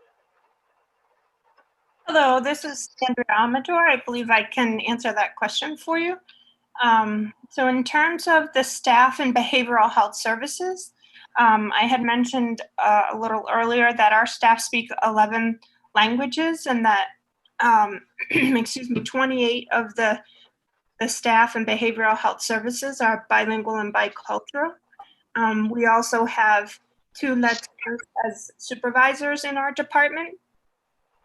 Additionally, when we did the hiring for the transformation social workers, a great deal of intention was put into ensuring that we were hiring transformation social workers that reflected our students and families. And Carmen O'Hara and her team did a wonderful job, and 78% of those hired were diverse candidates. So that answers. That's great. Thank you for that. Sure. Yep, thank you for that. I'm hyper focused on my little 5 minutes thing here, and I want to get to another question, so I do appreciate that. Sorry. So I'm just curious, interpretation translation is also an issue that we hear from a lot of parents, specifically around IEPs. And so I'm just curious about what the district is doing to help support the special education and teachers as it relates to the translation and interpretation supports. This is in the special education department. Sure. So we work. What we see is, yeah, go ahead. Go ahead. Yeah. I had a number of conversations about this already this year. I wish someone from OEL were here, and if there's someone on the panel who can address the investments that they've really made in the translation and interpretation department, that would be great, because I know they're substantial and incredibly important. Language access and language justice is really important, particularly at a place like IEP meetings.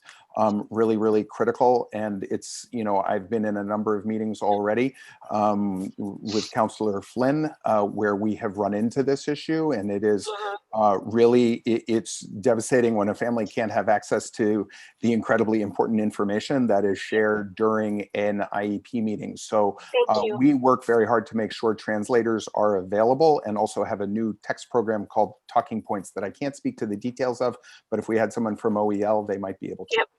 Thank you. So my last, and then I have one more question, and I'm not sure how much time I have left, so I want to get it in. I know someone else wants to say something, but I just want to get my question in, and if there is time, then we can hear a little bit more.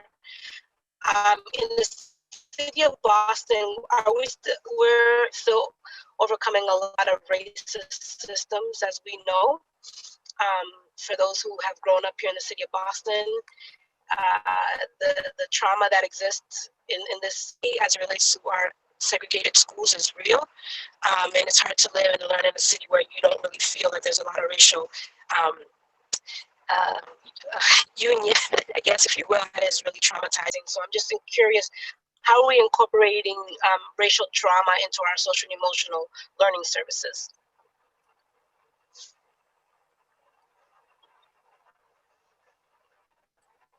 Anyone could answer that. Thank you, Councilor Mejia. I'll pass the mic to Assistant Superintendent Jill Carter to talk a little bit about our trauma-informed training this summer as we prepared for reopening, to make sure that our teachers were well prepared for CEL and trauma-informed practices, and perhaps to Andrea as well to add any particular training that was provided as well during that time and ongoing supports and services. Yeah, Yes. I want to dive into the racial trauma, though, in particular. That's what I'm really looking to learn more about. And just to clarify, Counselor, I heard you at the end, I think, say related to social emotional services for students. So the services work, I would defer that to Andrea because of she oversees and trains the mental health service folks. But I would just say that from a social emotional learning competencies and skills and curriculum, we are taking an intentional transformative CEL approach, which is based in equity and firmly planted with the idea that we want everything we do to be anti-racist, to build on students' assets and to support them, taking more of a healing-centered approach.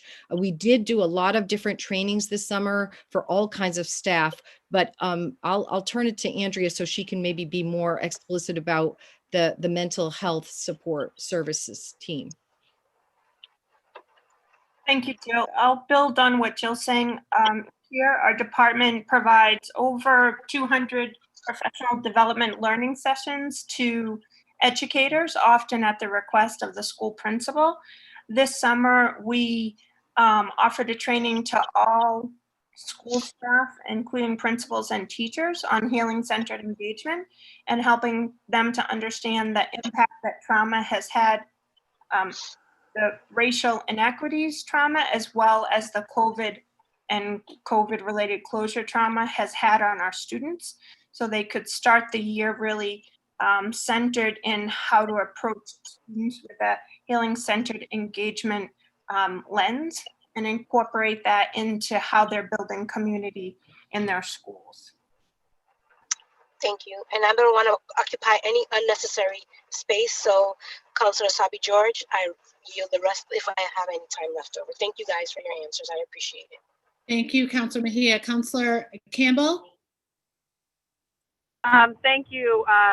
So I just want to say respectfully to you, Madam Chair, I know that many of these hearing orders were filed before COVID, but now the reality has changed, of course, and I do view these hearings as an opportunity to hold the district accountable, because frankly, the fact is we have a large majority of Black and Brown students, low-income students, special needs students, English language learners that are not receiving adequate educational services right now in the midst of a pandemic.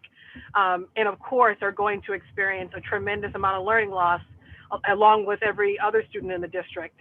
And so my line of question, I want to just go back to, which of course have to do with COVID, is we know right now that there are families that are, there's a delay in the assessment process. So my question is, at what point will we sort of recover so there is no delay? And I appreciated you, Ethan, talking about additional supports that have been put in place to make that happen. The second question is, we know, of course, there are students right now who are currently on IEPs that are not receiving their services that they, of course, are legally entitled to. When will we get to a place, timeline-wise, to ensure that they do get their services?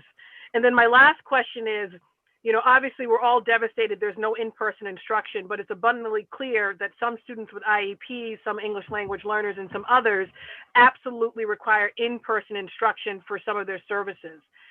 Where in the country, where in the Commonwealth, what other school districts right here in Boston, whether it's charters, private, parochial, whoever, who is doing in-person instruction right now? that is meeting the needs of these students, and how might we sort of look to some of those districts for best practices to finally get a plan in place that meets the needs for these families right now, because we're clearly behind the ball. But thank you very much. Those are my questions. Thank you so much, Councillor Campbell, for those questions. And with regard to assessments, just with like, when do we think we will be caught up? So when will that backlog be addressed? As I said, we will have literally the end of this week, I think that we will have a final date of when we think we will have that backlog addressed by the middle of next week, that we'll have a date. We are trying to figure out what the investment needs to be to get it done at various dates.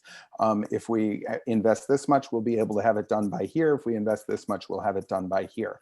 So we are at that stage, and we need to have a conversation with finance about what we're going to be able to invest to get that done. So your office can expect an answer on that by the middle to end of next week. With regard to IEPs being implemented and how, I think it's really important to say that again, that DESE has said that IEPs need to be implemented. So I don't want to, by default, say because we're remote, there are some huge number of services that are not being implemented. There may be some. I'm not saying there are not any. There is no question that there are some services that need to be in person, but we have found success with some services being implemented online and virtually that we might have not thought possible before. So physical No, therapy. I understand that, Ethan, and I'm just being mindful of time. I understand that. Where I'm focused on is where we're not meeting the mark, right? Yeah. So, right. So just, I'm looking at the time. That's another reason. Yeah. Okay. Absolutely. And yeah, I hear you. So fair enough. And where we're not meeting the mark is where those compensatory services are going to come up that we need to address as well. So and we will be having individual conversations with families about those compensatory services, and we're ready to make an investment in that as well, because we know there has been learning loss. We're not naive and trying to say everything's going well and perfectly, and so we're gonna address that and make that investment. And then lastly, with regard to in-person services, the variety of approaches that different districts have taken is amazing, right? And so we were talking about Waltham, Quincy, Worcester just this morning in a team meeting, and trying to figure out what they're doing and learning from them and what we can do as an approach. And so, and people are reaching out to us as well because they were excited. Hey, you got kids back in the building. How'd you do it? What did it need to look like? So there is a learning community of special education directors and administrators and superintendents trying to make this work for kids. So then my last piece then is, you know, knowing all this to be true, there are gaps in services we're not meeting right now, which is unacceptable. There are people out there who are doing this quite well. What are the barriers to our system in delivering on the services for this population of students in particular? What are the barriers to us getting this done? Because it is beyond frustrating that we haven't been able to up to this point. And then of course, this is a comment, not a question. My comment is similar to what Councillor Flynn raised, which is important, which is once we figure this out and hopefully get it so it's excellent, everyone receives their services remotely, in person, hybrid, whatever, we get that right, then of course there will have to be immediate planning on making up for the learning loss that has occurred and will continue to occur, not just for special needs students, English language learners, but also every student in the district. But what are the barriers for us getting it done? Yeah, I think, I mean, we are, as many of you know, we're working hard at getting we're working hard to get to start with. And I know people don't want to hear, like, we think getting our day schools open is really important. And by that, I mean all 3 day schools. And so we're working with those school communities to figure out what that can look like. And so we have to work with our union partners to figure out exactly what that can look like, with our school leaders to figure out what that can look like. And we're hopeful that we can have a really aggressive timeline on that. But I would certainly defer to Ms. Zayas or the superintendent to speak more directly to the timeline on that. The timeline, as we talked about a little while ago, we will get back to you on that. I think the only thing that I'll add there is that we are working closely with our labor partners to think and talk through under what conditions and how and to what extent we can return the staff that would need to be present to serve our students, and to really, just begin welcoming them back, doing the assessments that are necessary, as well as providing in-person services. We've got to develop that plan cohesively, collaboratively with educators and with families and with our school community, so that work is underway. Thank you. And I'll just end with this. I think I've expressed my frustration, and because, early on I said remote, phase in approach to, those who really needed it. And now I just feel like we're so behind the ball. And we, of course, are fielding calls and emails from so many families, community partners as well, who are beyond frustrated because we haven't figured it out. I continue to want to be a partner, of course, in this work, and to keep pushing us to get this done, frankly, like yesterday. But thank you for all of your hard work. I know it's not easy. Thank you, Madam Chair. Thank you, Councilor Campbell. And it wasn't so much that we couldn't ask questions related to COVID. I wanted to remind colleagues that we could ask questions not related to COVID. Thank you. So, Councilor Wu.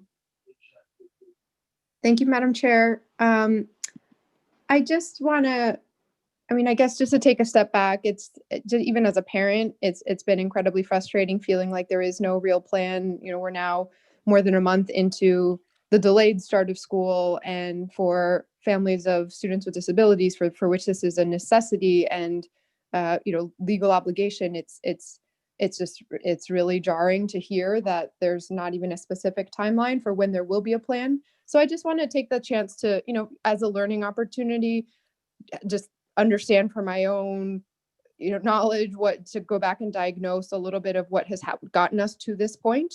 So could you just explain why more of this planning, the assessments, the outreach wasn't done in the summer months when we knew that this would likely be the trajectory of COVID in the city and spiking now, and so could you just why wasn't this part of it done much earlier?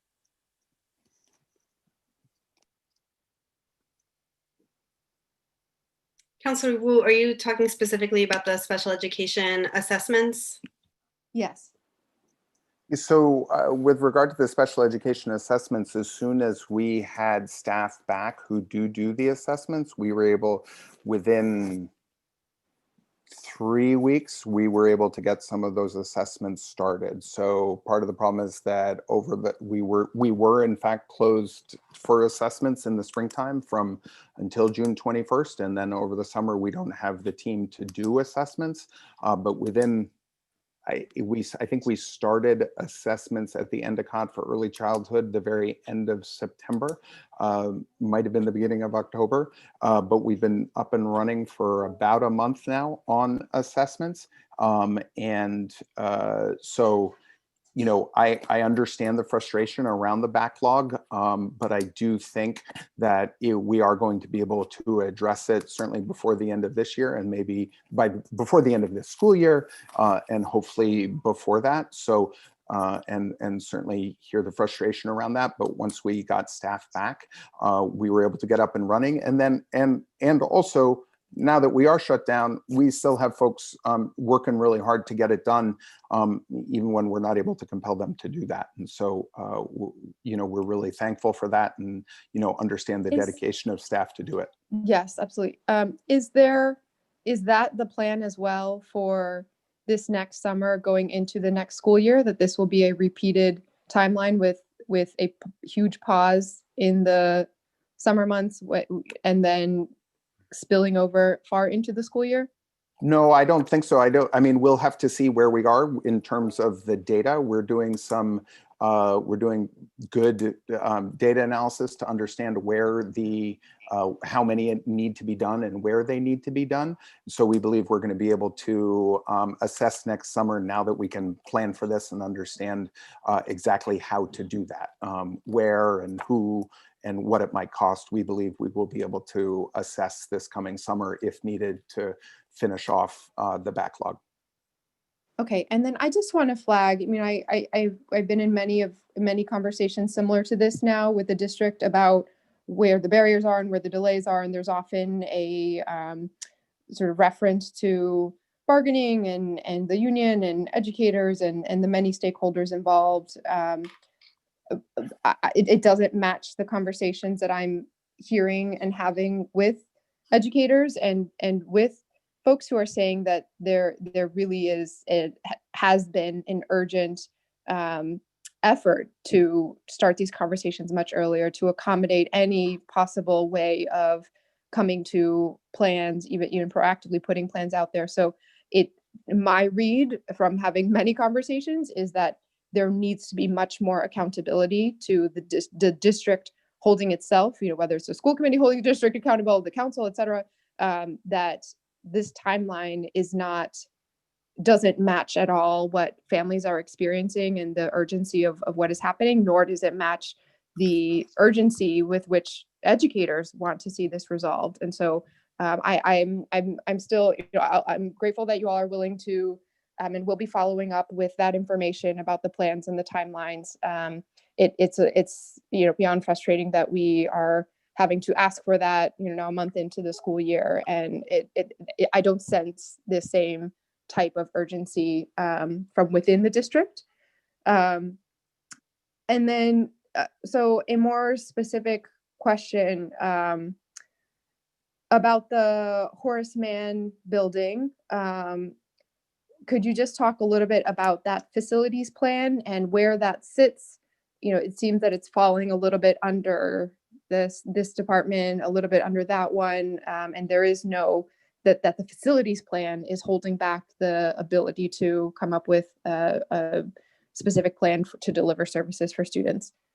Counselor Wu, our operations and facility team is not on the panel this evening, but we can take that question back to them. I'll just share that in none of the conversations that I've been in have I heard that there is any delay around the building itself. So, conversations with the school leader and with that school community are ongoing to determine feasibility along with the BPHC for reopening. Is there swing space identified for the school community already?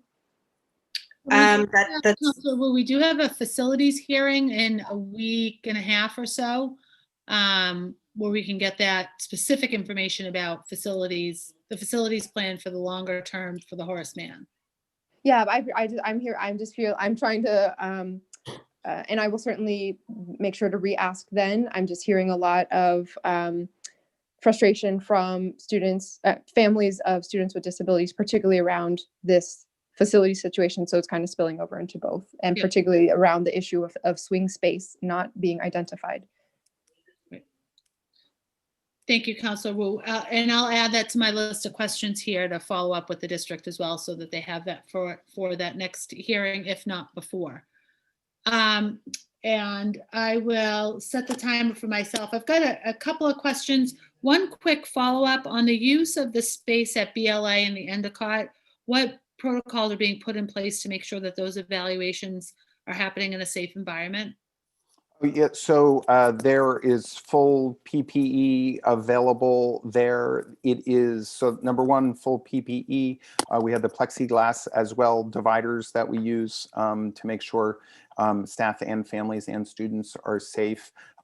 As well as it's by appointment only. So, there are limited people in the building, and we're able to do contact tracing as needed.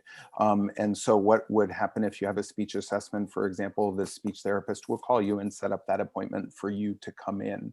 And so it's really that you understand the protocols when you come in as a family, and all the standard protocols are being followed.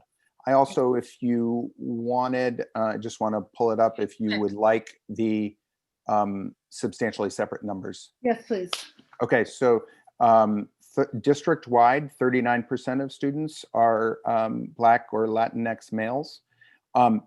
56% of students with disabilities are Black or Latinx males, and 62% of students in substantially separate settings are Black or Latinx males. So clearly there's a tremendous disproportionality, and that's Right. what we started with and certainly want to address. Great, thank you for that. I appreciate you continuing to look for those data points. So a couple of quick questions. One for, I think, Andrea or Jill. How many schools don't have a full-time mental health provider or social and emotional support specialist on staff for that school community? And what would the cost be to make sure that we did have one at every school, similar to the nursing piece? At least one full-time mental health professional, social emotional support specialist at each school. So hello, I'll take that question. Currently we would need 48 school psychologists at a cost of $4.8 million to have a school psychologist in every building. I just want to clarify though that we also have our transformation social workers, and they're in, trying to scroll to get you that number, 35 schools. So those schools, my apologies, they're in 30 BPS schools have a full-time social worker. So that would, the rest of the schools would need a full-time equivalent, or? It depends on which mental health position we are funding. So again, we'd need 48 if we wanted a full-time school psychologist in every building. Mhm. I get you. And then if we wanted a social worker in every building? There are currently 30 transformation social workers. We know that there's additionally some school-based social workers that principals have hired with their budget. Okay. So I would defer to a little bit of math there. Right. Okay. All right. That's something that I'm really interested in, both the numbers of professionals that are in buildings. And, I have my personal preference on what type of provider I'd like to see full-time in each building, but that personal preference is less important to me than making sure that we have at least one licensed person to support our youth. Go ahead. Sure. Hi. Thank you for asking these important questions and having us today. So we currently have 107 social workers across the district performing in a variety of roles. Some of them are the transformation social workers. Andrea mentioned some of them are staff who work with students in emotional impairment programs and other specific programs for students with disabilities, in addition to, as Andrea mentioned, a significant number of school psychologists, and her numbers obviously speak for themselves. In terms of the number of schools who have a full-time social worker, including the transformation social workers and the school-based social workers that Andrea was mentioning, there are 57 schools total. The information I don't have for you today is the overlap between the schools with full-time school psychologists and full-time, so I have to get that. Yeah, no, that's perfect. I'll appreciate that. And I do think my earlier comment about going to maybe smaller working sessions on each of these topics, this is a great overview because there is so much overlap between these topics, but to then dive down a little bit deeper. So my other question, I have a couple more quick questions and I'll just ask them and then we'll wrap up this section and move on to our next panel. I am curious, I'll rattle these off and if we can get to some answers, short answers, that'd be helpful. What guidance is the Boston Public Schools providing to teachers around implementing SEL remotely? Also, I'm just curious about with inclusion and dyslexia and autism specifically, how do our numbers of students and our numbers of students, providers or teachers and support staff per students, how does that relate nationally to the national numbers and how does it relate to the national standards? And then also around the dyslexia, what are the teaching methods that we're utilizing as a district? And then how many teachers are trained in those methods? So Sal, how are we supporting teachers around Sal remotely? Yep, sure. I'll start with that and try to be short. So we are offering professional development specifically targeted to supporting teachers on how to create social emotionally supportive environments online. And so those are trainings that are available to all staff.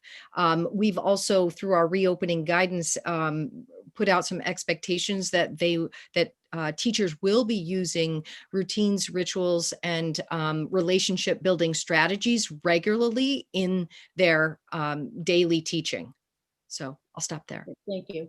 And then some of the numbers around inclusion, dyslexia, and autism. Oh, Ethan, you're on mute. Yeah, sorry about that. My daughter's having drum lessons. As I think I said, that with regard to inclusion, it's not so much the percent in inclusion as it is the percent of students in substantially separate setting, and specifically the percentage of special education students in substantially separate settings that is high in Boston and that we have concerns about nationally. We did just get these questions last night. We're happy to provide the more specific data with you and would love to go over with them and hear your perspective on them. I think with regard to autism, our understanding is, and we can get you more details, that we're in line in terms of the percentage of autistic students and the identification thereof. And with dyslexia, that would be my understanding, although we can look at that data in terms of the identification.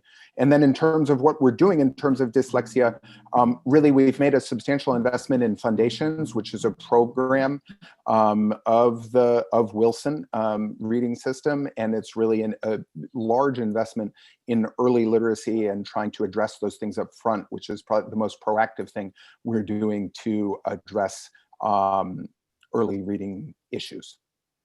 And then how many teachers are trained in Wilson? And are we doing any Orton Gillingham?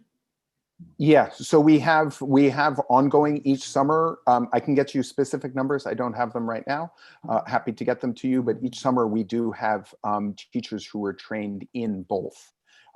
So we can get you those numbers. I think this summer I just And Sullivan if pop you're on gonna, the screen. since you're getting the numbers and we can talk about it, I think more deeply in a Sure. working session, I'd be interested in sort of the geographic distribution of those teachers, sort of Yes, where they exist, what schools and in what communities. sure. Yep. So unless any of my colleagues have a pressing immediate question that they'd like answered, I will move these topics all into smaller working sessions. We do have another panel that I'd like to get to. Do any of my colleagues have an additional question? Great. I do want to thank you very much for your time. I know a few of you were tuned in to Tuesday's session, so I'm grateful for your time this evening. As we bring in the next panel, I will wish you all farewell. Thank you. Thank you. Good night.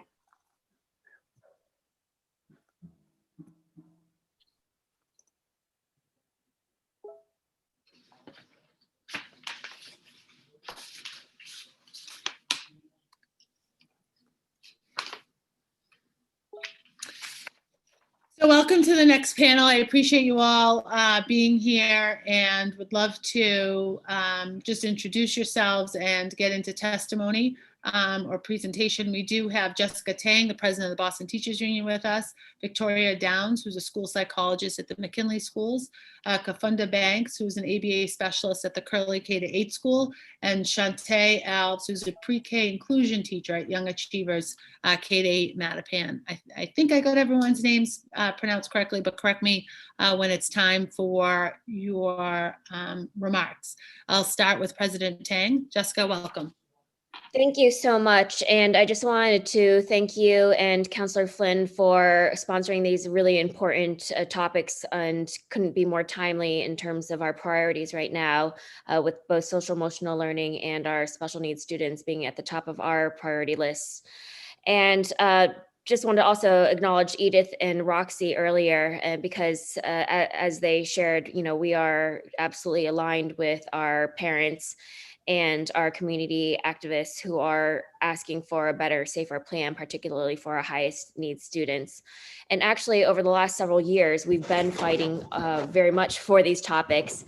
So for example, in our last contract, actually the one prior to that, we had fought for restorative justice and restorative practices, and a restorative justice coach for the district. And previous to that, had been working on grants with BPS on how to get more restorative practices in our schools. In the last contract, we also were fighting for inclusion done right, and I'm going to get back to that. But as you pointed out, Madam Chair, the nurse in every school was a priority in our last contract as well. And thankfully, you know, with your support and others, we were able to win a full-time nurse in every school. And how timely was that? I really can't imagine how much harder this year would have been if we hadn't already won that in the last contract. And so these continue to be incredibly important issues. And I'll also say are in terms of high need students, we also fought in our last contract and won additional funding. And I know this is an issue dear to your heart too, Madam Chair, around supports for homeless students. And luckily, we're able to win some additional funds, and thank the council for approving those funds in our contract so that we could be a little bit better prepared for this situation that we're in now. So it has, so those are some things we did over the last year, and then I'm going to bring us to March. So beginning in March, when remote learning was first called and school buildings were closed, we continued to advocate for our highest needs students. And so we called for focus groups, and the district did join us in those focus groups where we had a focus on Selwell, again, a lot of these topics, EL students, high needs students, and we're trying to get the best practices and sharing around what did and didn't work and what our educators needed moving forward, both through the summer and the fall, to be prepared for what we knew was still going to be a difficult school year in the next fall. We also had proposals for extended school year. Again, early on when we had already talked to our educators, we knew that there were going to be issues with compensatory services, evaluations, assessments, and the backlog. And so we had suggested that they identify the safest buildings possible and get in-person services and those compensatory services done as quickly as possible so that we wouldn't have so much of a backlog in the fall. Unfortunately, those proposals that we'd made were not implemented. And then in August, we also made another proposal for hybrid learning because we knew that hopscotch wasn't going to work. We also knew that our number one issue around safe facilities was not going to be adequate with just an open window and fans, particularly as the months were going to get colder.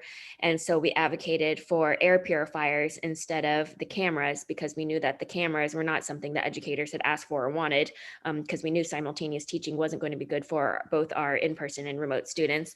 But unfortunately, we did not get those air purifiers. However, in the last few weeks, we were able to convince the district, and with the mayor's help, they purchased 500 air purifiers that were supposed to be for the medical waiting rooms and the nurses' offices. And I know 250 of them, they said, came in, and 250 are apparently stuck in customs, but there are certainly other air purifiers that can be purchased. We just recently bought some from Best Buy in our office. And so we hope that that might be a solution again moving forward in order to have safer facilities.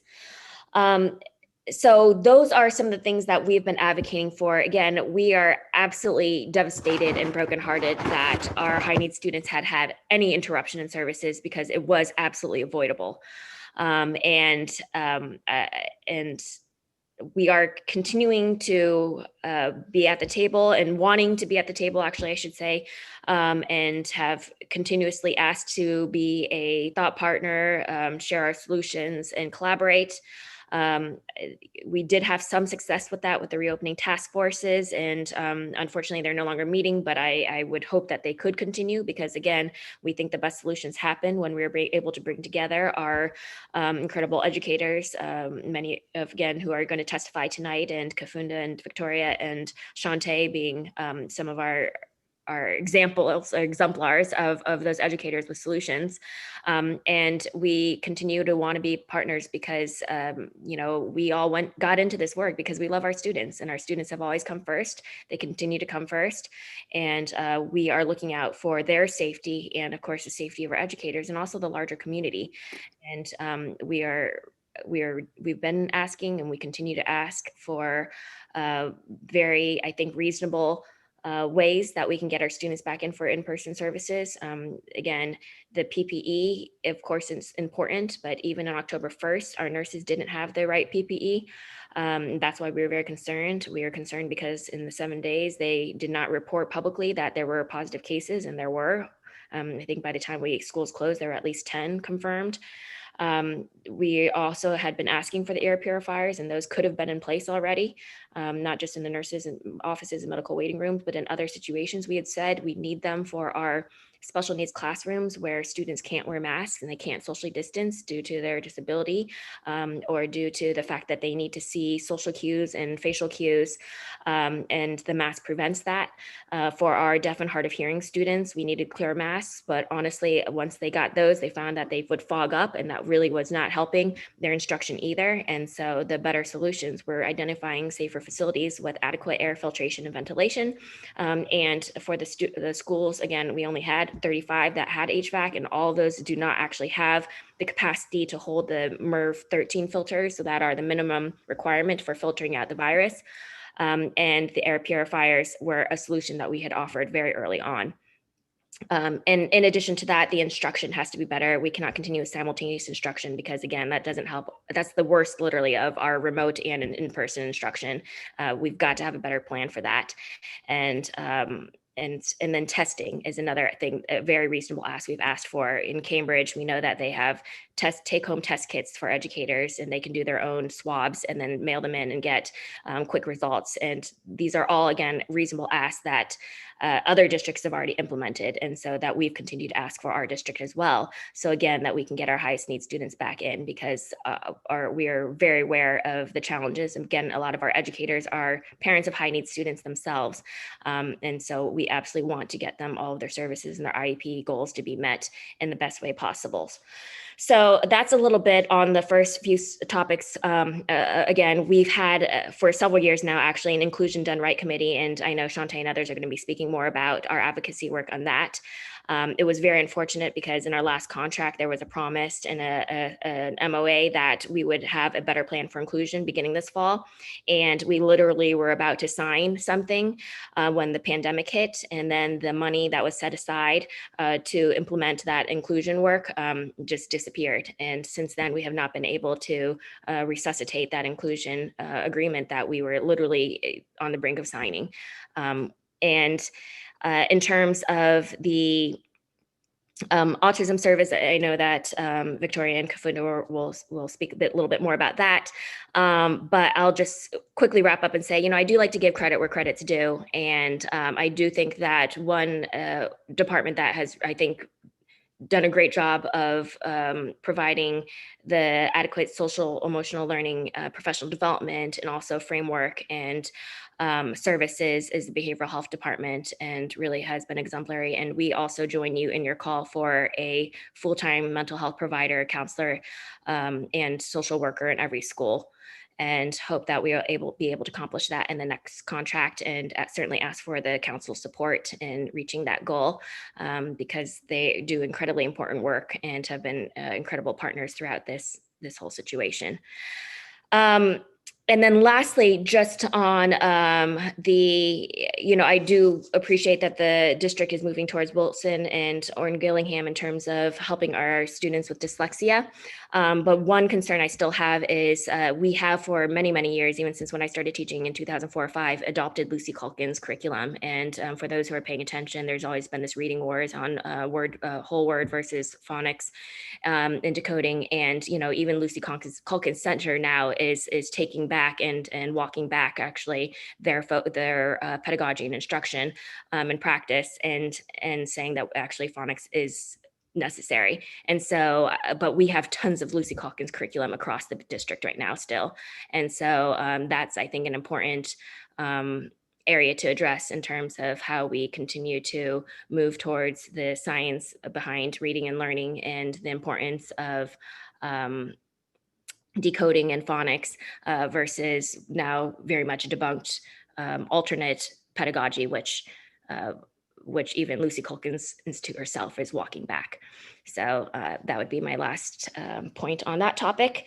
And again, just appreciate the opportunity to share our advocacy work and what we've been doing to help our students and help our educators, help our students, and work with families and parents to provide the best possible education, even during this pandemic. Thank you very much, President Tang. Next, we have Victoria Downs. I also want to know we've been joined by Councilor Flood. Victoria?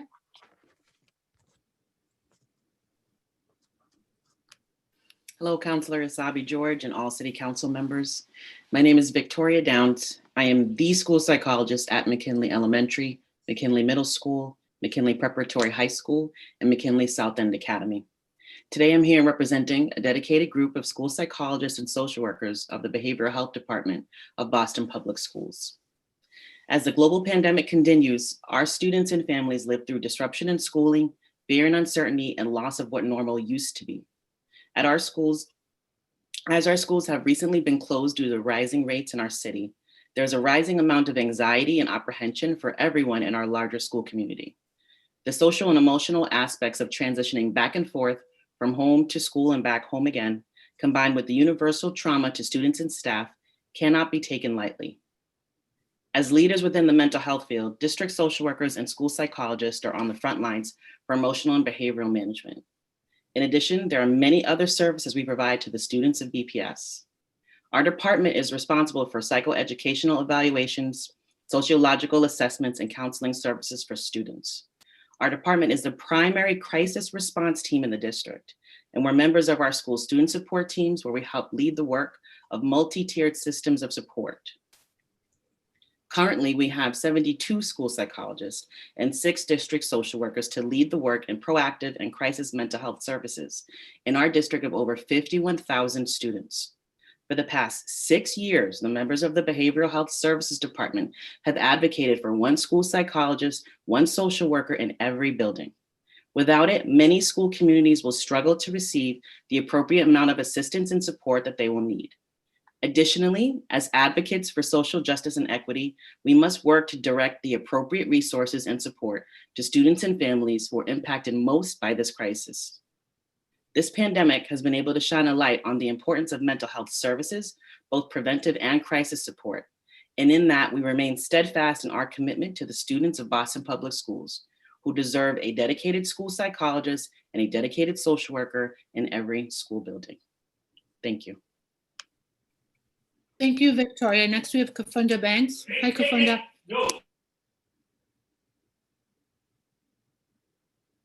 Hello. Thank you, Councilor Sabi George, and to all the councilors who are present today.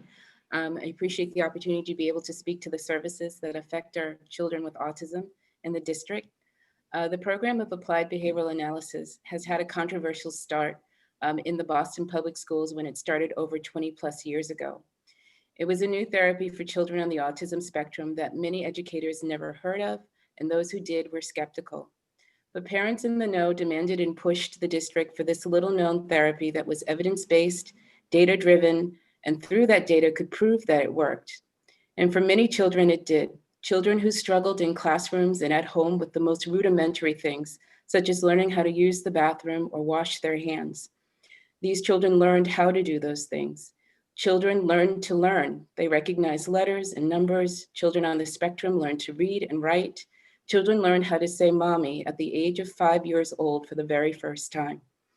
And I actually was there for that when a mother broke down in tears in front of me because of her son at the age of 5 called her mommy for the first time. But the parents who were in the know tended to be from the same demographic: white, wealthy to upper middle class to middle class families, and able to hire advocates and attorneys to fight for a therapy that was shown to work. Many had a sample of this new therapy by hiring teams of ABA therapists and consultants to work privately in their homes when they chose to keep their children home rather than send them to schools for programs that they thought were inadequate. It was to many of these types of families that I personally worked for before I came to Boston Public Schools. I worked on the South Shore, in Situate, Cohasset, Marshfield, Hingham, and Duxbury. One family that I worked for in Hingham offered to take me to their summer home on Nantucket Island so their child would not miss a day of therapy. For a long time, ABA was only available to such families, families that could afford to front load a whole program and then hire legal power to fight school systems to provide these vital provisions for their children. And then Boston Public Schools did something trailblazingly unique.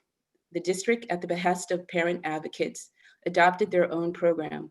And for the first time in the state, a public school district was offering ABA services to all autistic students, not just those parents who could afford to fight for it. The Boston Public Schools ABA program has come a long way in the 20 plus years in offering a very vital program to all students, no matter their social economic background. And in those years, we have seen how these programs have impacted families for the good, but there is still much work and quite a ways to go to ensure equity for all.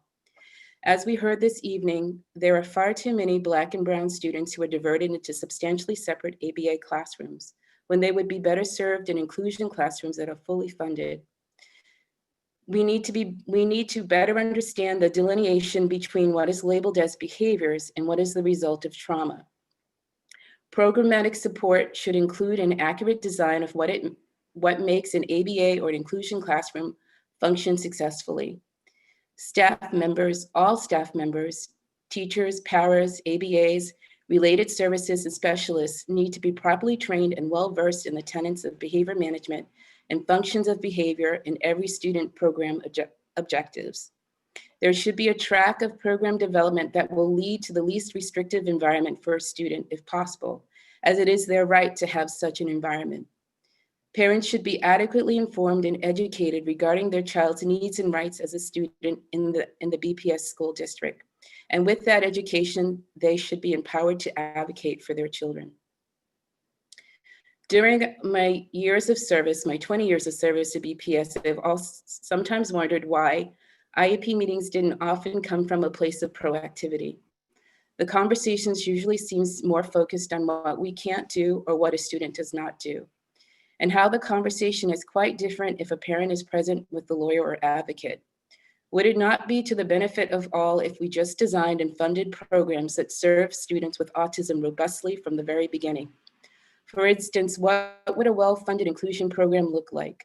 A well-funded program could look like one with educational leadership at the helm, with cultural awareness of what it means to live in and be educated in an urban community, where there are more educators to provide for students with special needs, as well as gen ed students, rather than educators with more licenses, where students have professional development time, where educators have more professional development time on how to educate students with and without disabilities, where teachers, ABAs, and paras have time to collaborate and plan on how to meet the needs of students in order to create programming for high quality educational experiences, and where the school culture embraces the notion of providing an inclusive education to all students.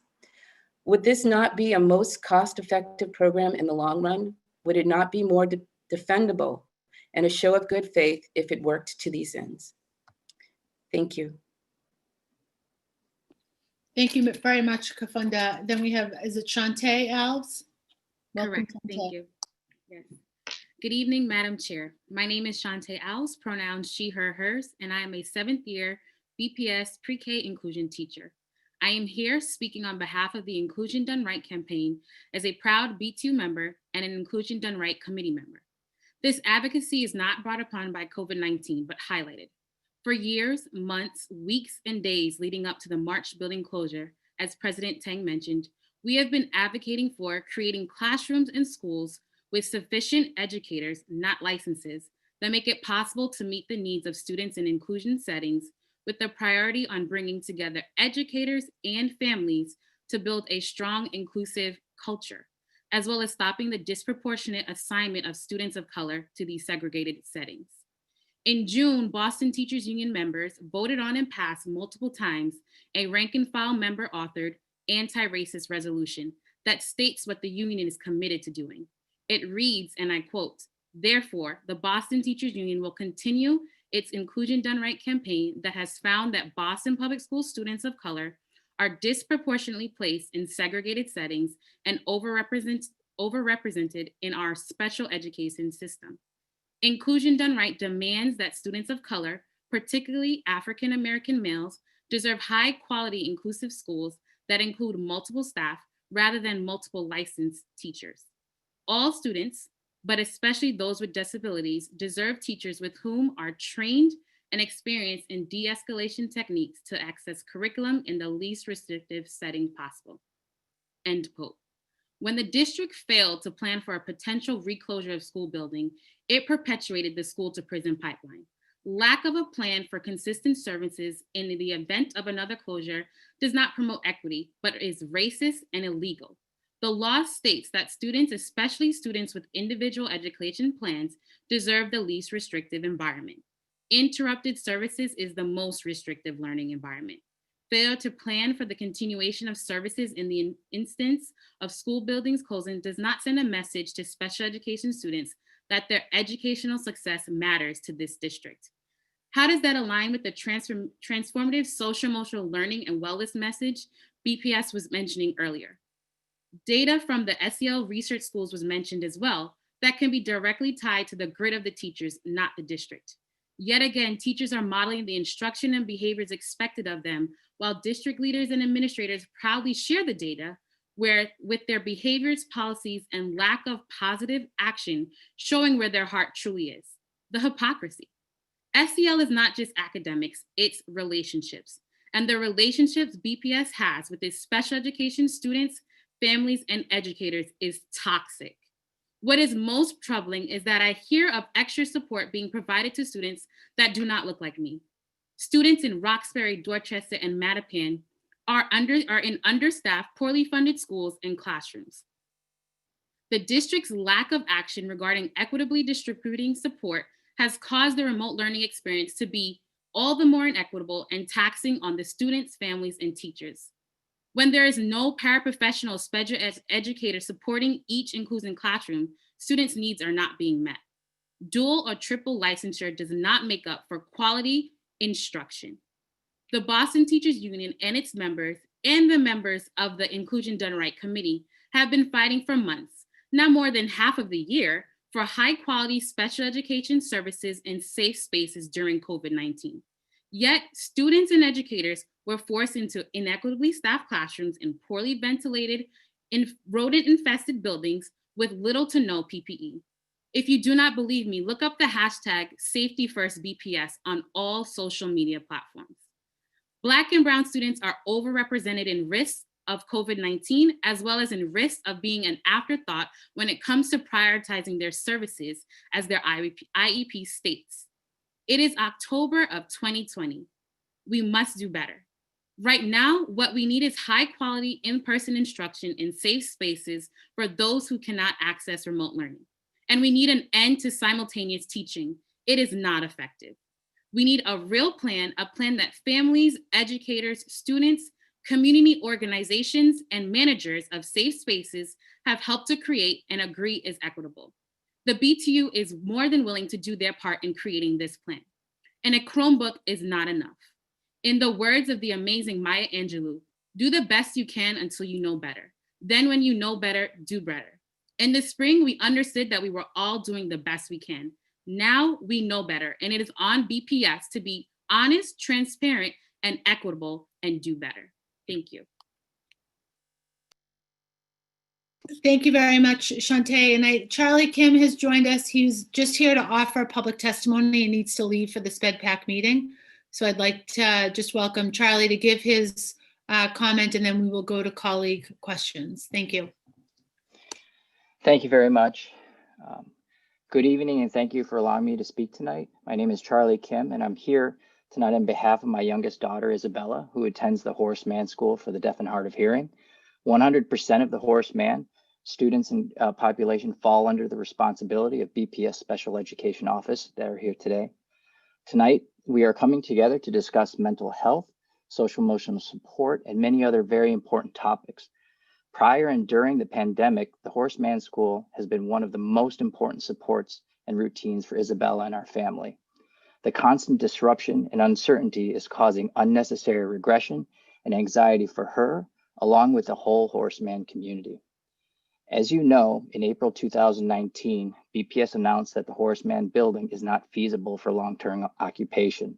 On January 8th, 2020, Superintendent Casilius announced the Alston building will be closed in June 2021. The Horseman community has been staunchly advocating to BPS, school committee, Mayor Walsh, and elected officials since the announcement.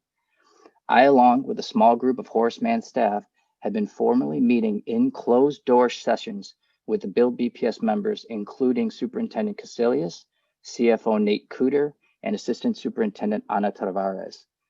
In the confidential meetings, BPS offered 3 swing space options, one of which is the Edwards building located in Charlestown.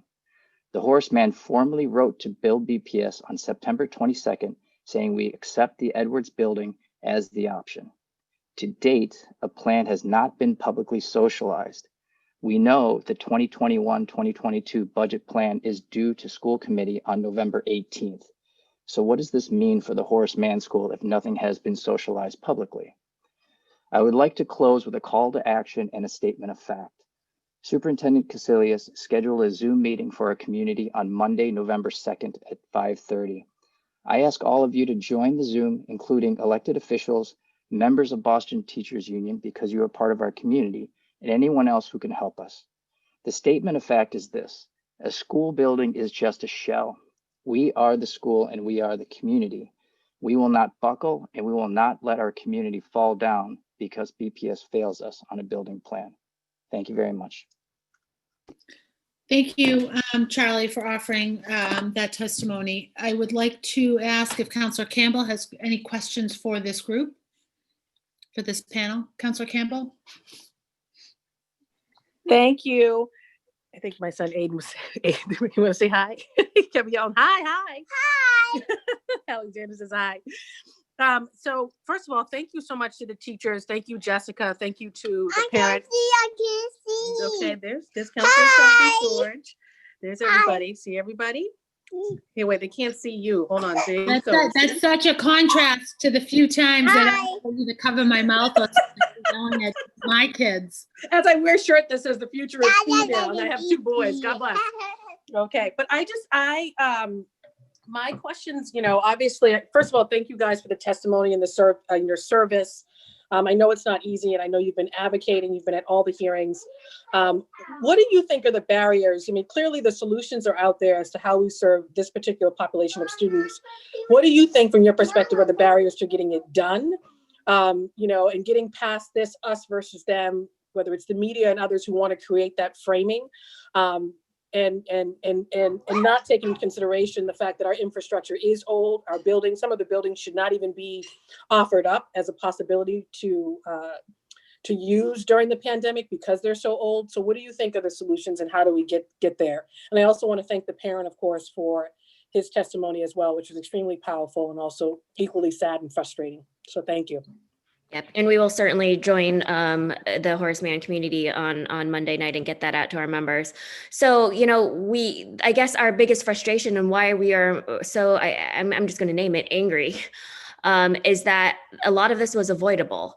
And so it really didn't have to be this difficult. We literally gave solutions which still can be implemented. We have offered to sign agreements, work over the weekends, work out at night to get this done. And it begins again with safe facilities. We said that from the start. We keep asking for the information too. So I guess that's part of the solution. It's one thing to be at a table to hear a partial plan, but it's another to be able to actually get the data to help really inform how to implement that plan. And so if we are committed to moving forward. So we'd like as soon as possible to get an agreement where, again, the facilities are verifiably safe. And again, we're not asking for 100 HVAC systems to overnight be, all of a sudden created in our school buildings. That's obviously not something realistic. But what we do think is realistic is HEPA air purifiers that are adequate for the square footage. What we do think is reasonable is on-site testing, because other districts have been able to figure it out. I know that we can too. And the current testing, which is at, or previously it was at the Red Sox facilities only between 4 and 7, where again, teachers were actually assigned a time slot even when they were still teaching, which wasn't going to work. And so that testing is definitely a solution to access to rapid testing. The PPE, it's got to be not just a week supply or 2 week supply. Even in the 7-10 days that we were back, there were already classrooms running out of PPE. And the nurses' offices didn't have all of the orders that they needed to be able to be fulfilled, even on when students were coming and they didn't have everything they need for PPE. So that's certainly another one too. But again, the other piece is around the better instruction. We said from the start that if we really want to have high quality instruction for our inclusion classrooms, our ABA classrooms, all of them, that we needed to have adequate staffing, and that adequate staffing was not a teacher by themselves simultaneously trying to teach in person and remote at the same time. We had asked for flexibility and creativity in scheduling. And so right before the schools closed down, they had already we had already met several times, and it was only supposed to be once a week. And I asked, can we please have more than one meeting a week, so that as these plans are coming in, that as quickly as possible, we're able to have the creative plans that allow for the flexibility for better instruction for our students. And so we had a couple dozen come in before the all remote was called. And those plans need to continue, because our hope again is to bring as many students back in person as possible. So those are some immediate things that the district can and should implement, but they need to meet with us. So that was part of the problem, is we kept saying, can we meet? We're not going to get an agreement done if we're actually not taking the time to schedule meetings, and it cannot just be 1 hour a week. It's got to be more often than that. And so that has been our ask: meet with us. You know, again, I'm trying to be balanced to give credit where credit's due. So they did finally agree to an HIPP task force, and we said we need to have students and parents at the table. And so they agreed to that. And we did meet on Monday. And, you know, but we said, hey, if it takes meeting every single day in the next 2 weeks, we're ready and willing to do that. But right now we have one more meeting scheduled for next Monday.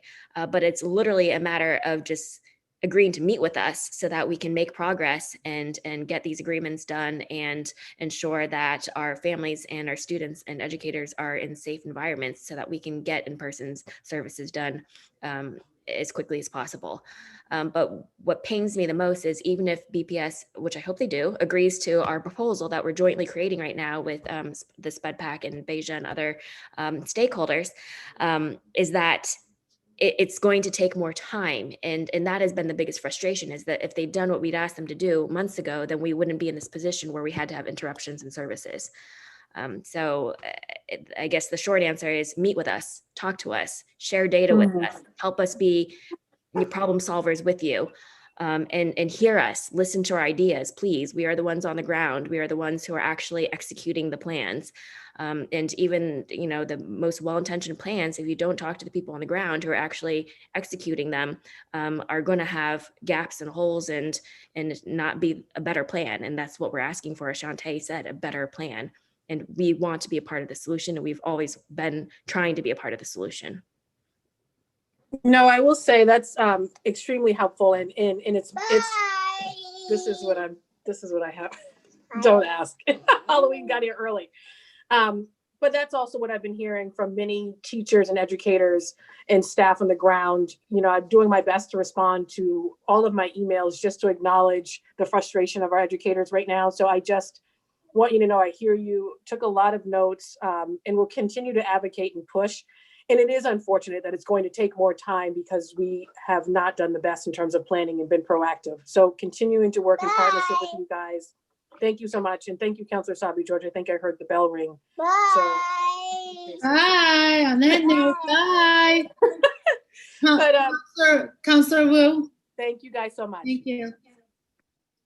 Counselor Wu. Hi, Madam Chair. I was on and off, so I'm sorry I missed most of the testimony from this panel. I'll catch up, but I won't ask questions in this round because of that. Thank you.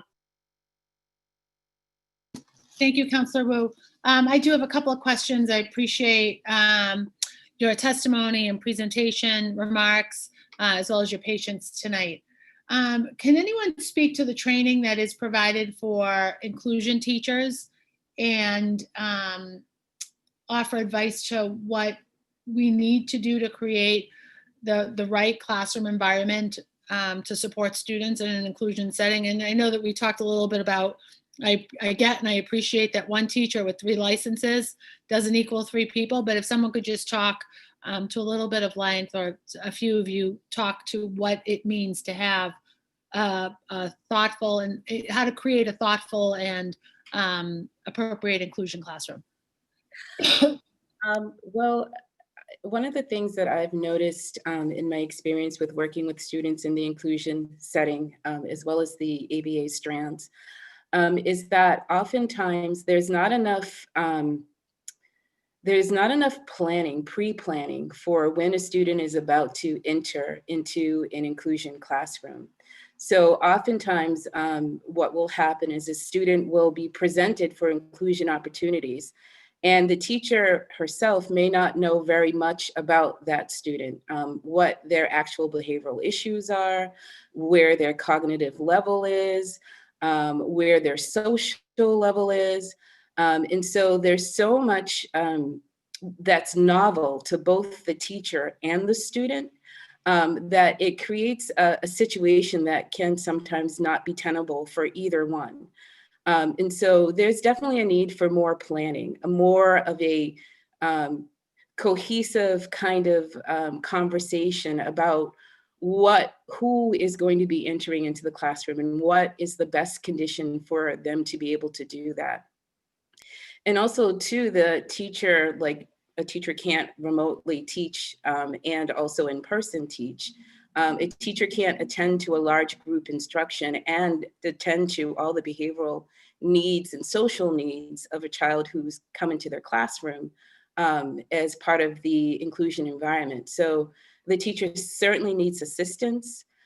She needs not only assistance in behavioral management, but she also needs assistance in how to best serve a child who learns differently from the entire population of her classroom.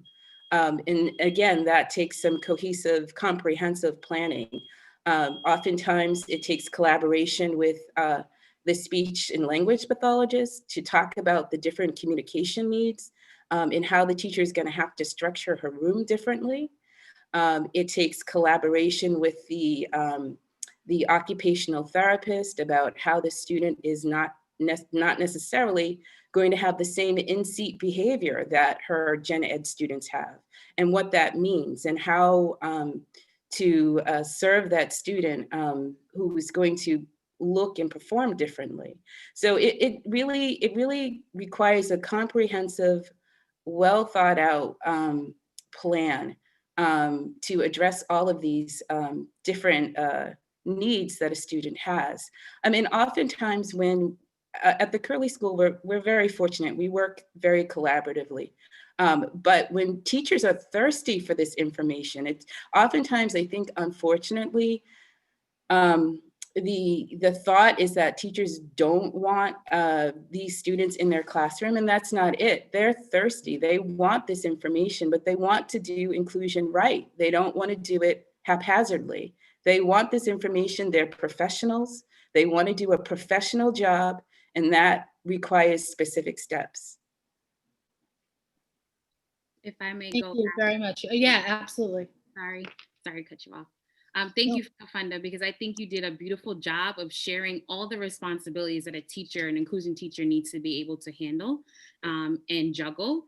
And so as an inclusion teacher, I can tell you, Madam Chair, that all you need to be an inclusion teacher, all you're trained per se to be an inclusion teacher, is to have licensure.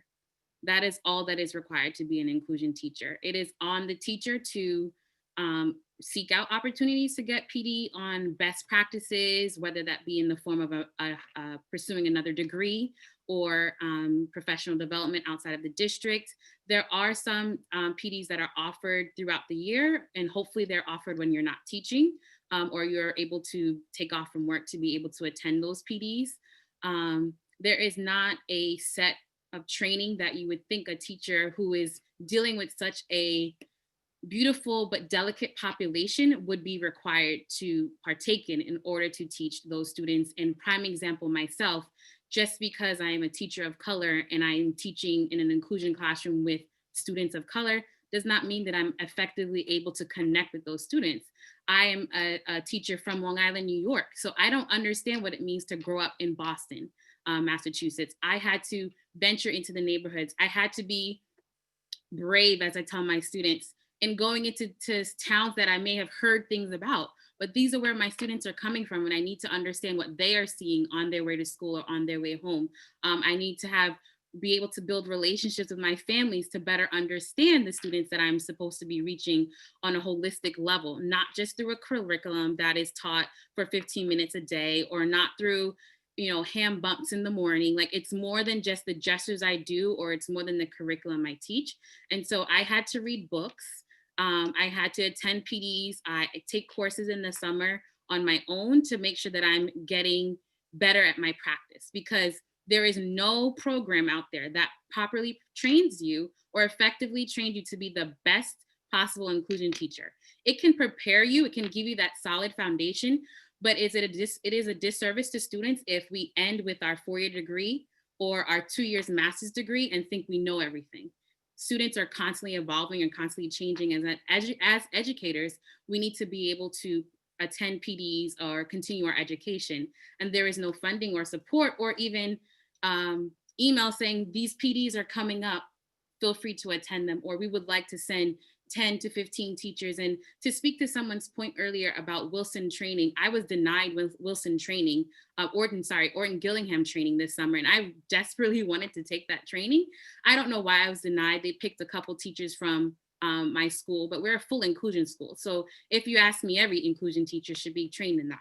But I understand that there is money and funding, and that decides who gets to be trained in that. But if you're sitting here telling me that that is the best way to effectively reach a student who has learning needs that I can best support, then why isn't every teacher trained in that, or every permanent teacher trained in that? Like, we need to figure out a way to provide our teachers with proper training outside of a degree and outside of 2 or 3 MTELs, because that is not enough. Thank you, Chantel. Shantae, I think that it is so important that we're not just simply offering training to teachers, but creating real opportunities for them to take advantage of those trainings, especially if you've got a full inclusion school. Victoria, were you going to add to that? No, very good. Welcome back, Counselor Flynn. I did bring in just now Kelsey Brendel. I do have additional questions, but Kelsey is also a SPED PAC parent about to head out to that meeting. So I wanted to give Kelsey an opportunity to share some testimony. Then we'll go to Counselor Flynn for any questions, and then I've got a few more. Welcome, Kelsey. Thank you so much, Madam Chair. I won't take up too much time. I just really wanted to frankly emphasize how much it takes for, a special education parent to take time away. And this is probably the only meeting other than, the one specific to special education that I would wait 2.5 hours, literally depending on a neighbor, to be sitting by the bedside of my little boy to be at. It's that important. But I really want to emphasize just a couple of things. And they are that remote learning for these high needs kids that we keep referring to is, again, not an inconvenience. It is completely an impossibility. And I say that referring to my own little boy. Again, he's 7 years old. And one of the reasons I'm able to be on this call at all is because he's had so many seizures today. He went to bed 2 hours ago and someone is sitting next to him. And I just want to remind people kindly, please, please know who you're talking to and about, because these are the invisible folks that we keep talking about politically, or when races are hot, or when it's fun to write an article or a piece that talks about the unseen people. But these kids really are who you are not hearing from. And ironically, of course, because many of them, including my own son, cannot speak. So this is well worth the wait, Madam Chair, and I really appreciate the time, but I would ask everyone, please take the time to wonder, while everybody is reading, citing data and talking about best practices and conferencing and caucusing and coming up with committees and finding truly generous ways to talk about understanding frustration. This is not frustration, it is devastation. And I will say, the other elephant in the room here is that we are not only devastated, we are desperate. There's going to be an additional epidemic here of people who are truly devastated beyond what I can even describe and do not know what to do. And I am one of the lucky ones, and that's how I feel. This is not about a learning loss, it's a survival loss. It's not just about learning. This is about talking and walking and swallowing and being able to even walk to get the mail with your child. Those are the rudimentary kind of things we're talking about here. So I would beg everyone again, please, while it's a fun sort of nuanced remark to talk about gathering around the proverbial table, please wonder where we are at ours, because we can't even sit at it. We are using hospitals now and triaging every single moment. So I'll just close by saying again about the remote learning piece. It is like telling someone, you know, who's waiting for a transplant that not only, you know, do we not have one available, but they'll just need to walk to the hospital and check on it, you know, while we're working on it. All while people say, well, we have a system and a plan, a pedagogy, and it's not that anyone's mad. It's that people are desperate. So I just wanted to be an added voice, hopefully not an annoyance. And I would ask you to go on your own listening and watching tours, because we really do need to be seen. Do a call, a meeting where you ask to see and look at who these kids are, because I guarantee you, when you see them in their wheelchairs, when you see them trying to pick up a crayon to write you a note, when you watch their parent run away from the Zoom call, hopefully changing a diaper in time for a 10-year-old, it takes on a very, very different tenor. So please, I beg of you all on this, and am grateful and thankful for your tremendous work and efforts. But I am asking personally, and on behalf of my little boy and so many others, for actual help. When you hang up, think of one parent to actually call. Call or write them. And that is connection. So when we talk about all things remote, remember that by definition, it means, that things are done from one handset, and distantly. So that's all I would say. Of course, I've talked too much, but I really appreciate the time, the effort, the sweat, the tears. And I do hope you'll think about a listening tour or something similar. So thank you so much. Kelsey, thank you very much. I think that you didn't speak too much, for sure, and I appreciate the I appreciate the opportunity to listen to you and to hear the stress and the devastation and distress that you've just shared with us. Thank you for that. Councilor Flynn, any questions for this panel? This panel is Kafunda, Jessica, Victoria, and Shantae. Thank you, Councilor Sabi George. I just want to say, thank you to the parents. I always enjoy listening, and the reason I do, because it makes us a better elected official by listening to the concerns of parents, special needs parents, and then the real unsung heroes of our city, always fighting for their child, along with the teachers as well. So I just want to say to the parents and to the teachers that, we support you, but the real important way an elected official supports you is during the budget season, is making sure that we advocate effectively on your behalf for special education programs at City Hall or at the State House. So I will continue to listen and hopefully to be a strong leader in support of special education. Thank you, Councilor Sabi George. Thank you to the panelists. And thank you to President Tang and the Teachers Union as well for their exceptional job they're doing. Thank you, Councilor Flynn. So we are going to head over to public testimony, and as we prepare to bring public testimony folks into this part of the Zoom, I do have one question around the mental health supports. We talk a lot, and Jessica mentioned it. It was talked about in the last panel about increasing the mental health supports. I want at least one full-time provider in each one of our school buildings. But there is a lot of, I don't know if it's disagreement, but discussion around what type of provider, what is the licensed type of provider that is most appropriate? And is that a place where there's some flexibility, whether it's a school psychologist, whether it's a licensed social worker, whether it's a licensed mental health professional? Is there, what's some of the desire, the thinking, and the why? Right. So that's a minimum that we're asking for. One school Oh yeah, no, absolutely. But it depends on the school's population and the student needs. And I guess one frustration too is that unfortunately there is inequity in the district. And one of our teacher leader fellows actually did a study, and the highest needs schools actually had the least number of social workers and counselors versus the schools that actually had more white students and more upper class or middle class students. And that's completely backwards. And so I think there absolutely is some flexibility in beyond the minimum of how many social workers and counselors. And there also are differences. We have pupil adjustment counselors who are now under the label social workers, for example. And we also do need positions, for example, like cell coaches.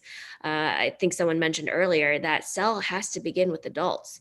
Actually, this work is very near and dear to my heart. And the very first book I purchased, actually and gifted to the superintendent, is this book called Permission to Feel. It was written by Dr. Mark Brackett. He's at the director of the Yale Child Study Center, and helped come up with CASEL and a lot of the programs and framework that our school psychologists use with the comprehensive behavioral health model and PBIS, positive behavioral intervention systems and such. But if we don't, and he always says the problem with districts oftentimes is that you try to teach teachers how to teach cell to students without actually taking the first year to ensure that adults themselves have the cell competencies and have the skills, because if they aren't taking the time themselves, then they're not going to be able to fully apply it and implement it in the schools. And it can't be just something that's done at the beginning of the school year, but it has to be done throughout the school year. So I already heard from educators who are saying, yeah, that cell PD was great at the beginning of the year, but right now no one cares about cell because all they care about now is testing. And now it's all about testing, and then the MAP testing is a whole, maybe a conversation for another hearing. But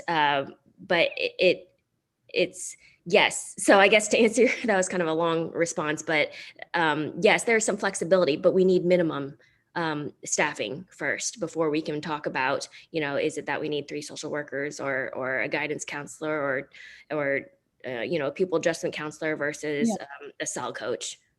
Yeah, and for me, it's about getting to that one permanent person in each building, certainly recognizing that we need more than one, and so many of the licensure piece is really key. I think we have, the district gave a number of 107 social workers in various roles, and that is constantly what they say to us, in various roles. So if you have someone who is an administrator who has a social worker license, they are not working as a social worker in the district.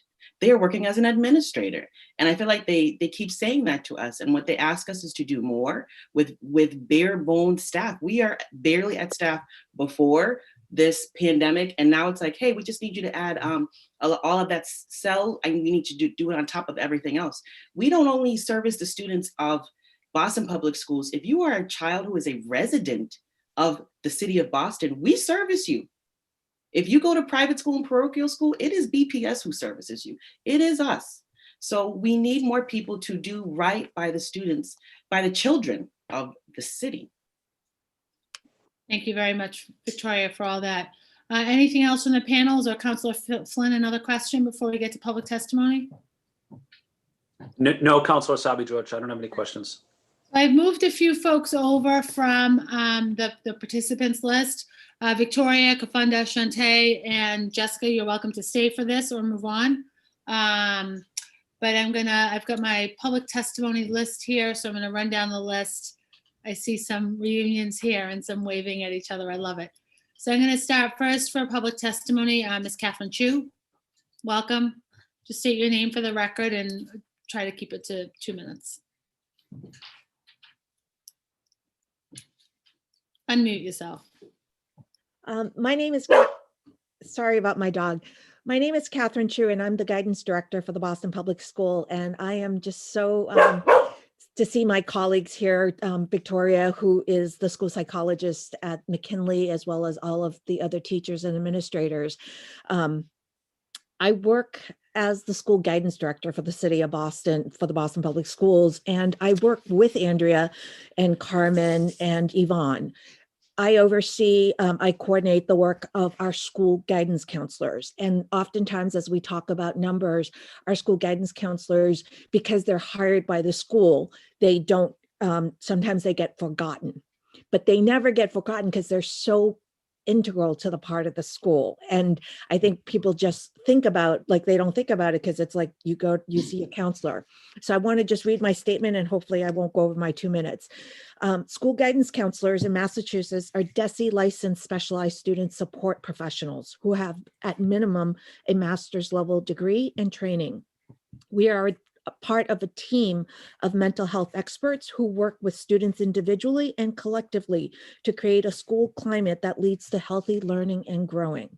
School counselors' work today falls into 3 domains: career and college development, academic development, and social and emotional development.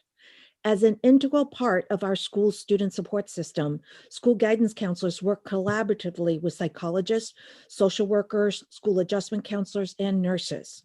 We also respond to students who are facing personal challenges and steer them toward appropriate services at school or in the community. Most importantly, school guidance counselors work with all students. We deliver services through the classroom, small groups, individually, as well as whole school and whole community. The amount of time school counselors devote to each of these domains can vary depending on the composition of the student success team at that school and the composition of the school and the needs of the student and families at that school and the needs of the individual students that we serve.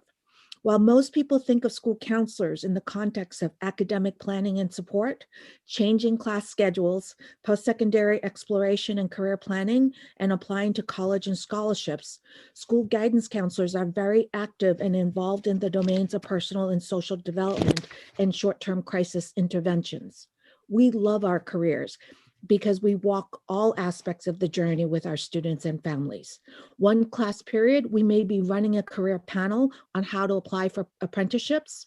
Right after that, we're fielding a call from the Department of Children and Family while they're conducting an investigation on the neglect and abuse report that we may have filed. Many of the school guidance counselors at the schools have a school at the schools that have a school counselor are members of the school-based crisis response team, are well-known colleagues of the best team of emergency mental health responders. Boston Public Schools does not, unfortunately, have a minimum of at least 1 school counselor at each school. We want to thank the City Council for holding this hearing to ensure that each and every Boston Public School has at least 1 DESE certified licensed specialized instructional support professional in each BPS school building who are able to focus on the mental and social emotional learning needs of our students along with the academic and career needs.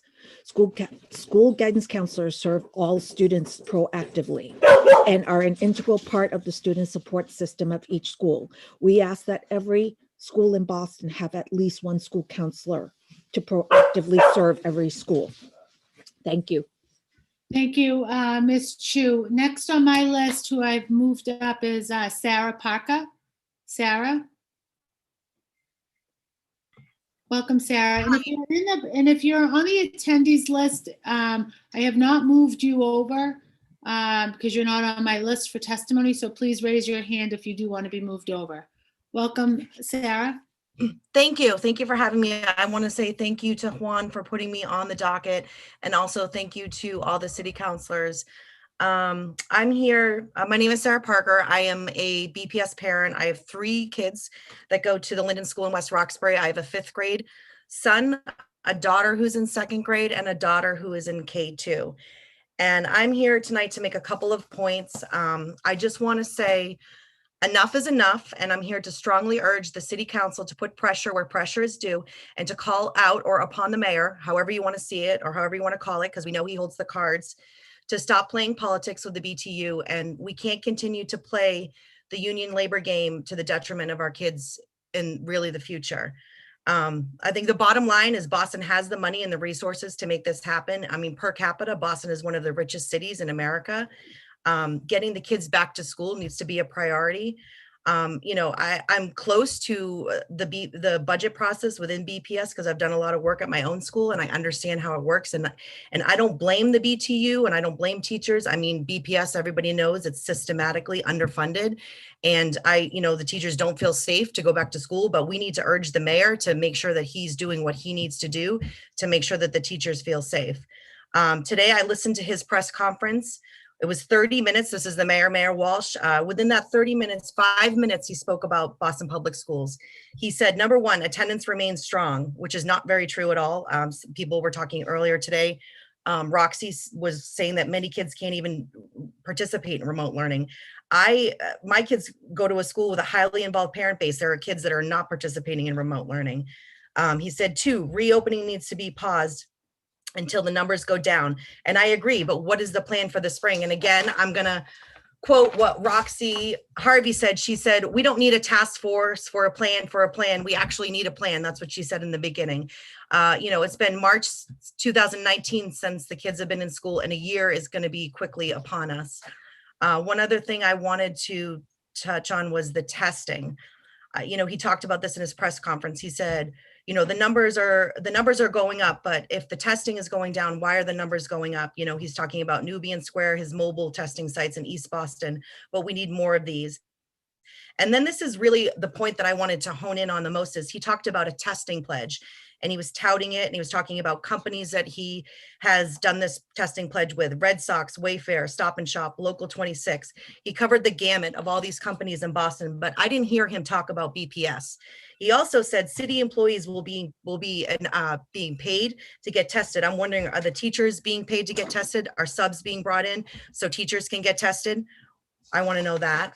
And here it is. This is the other thing that one of the reporters specifically mentioned to him and asked the question about how Tufts is partnering with Medford and Somerville schools to do testing. And he said that he read about that just before the press conference. So to me, that just shows where the priority is. He's doing all these things with all these other companies for testing, but there's no priority to test BPS teachers and students. And a couple of the things that he said, and I quote, this is the mayor said this today in his press conference, he's encouraging everyone to take care of their mental health. He is encouraging everyone to look out for seniors who have loss and loneliness.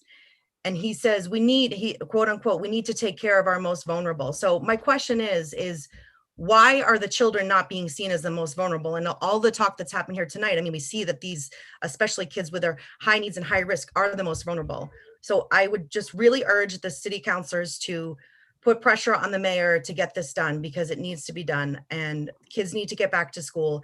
And obviously the numbers are getting higher. Maybe they're not going to be going back to school in the next few weeks, but what is the plan to get these kids back to school in the spring?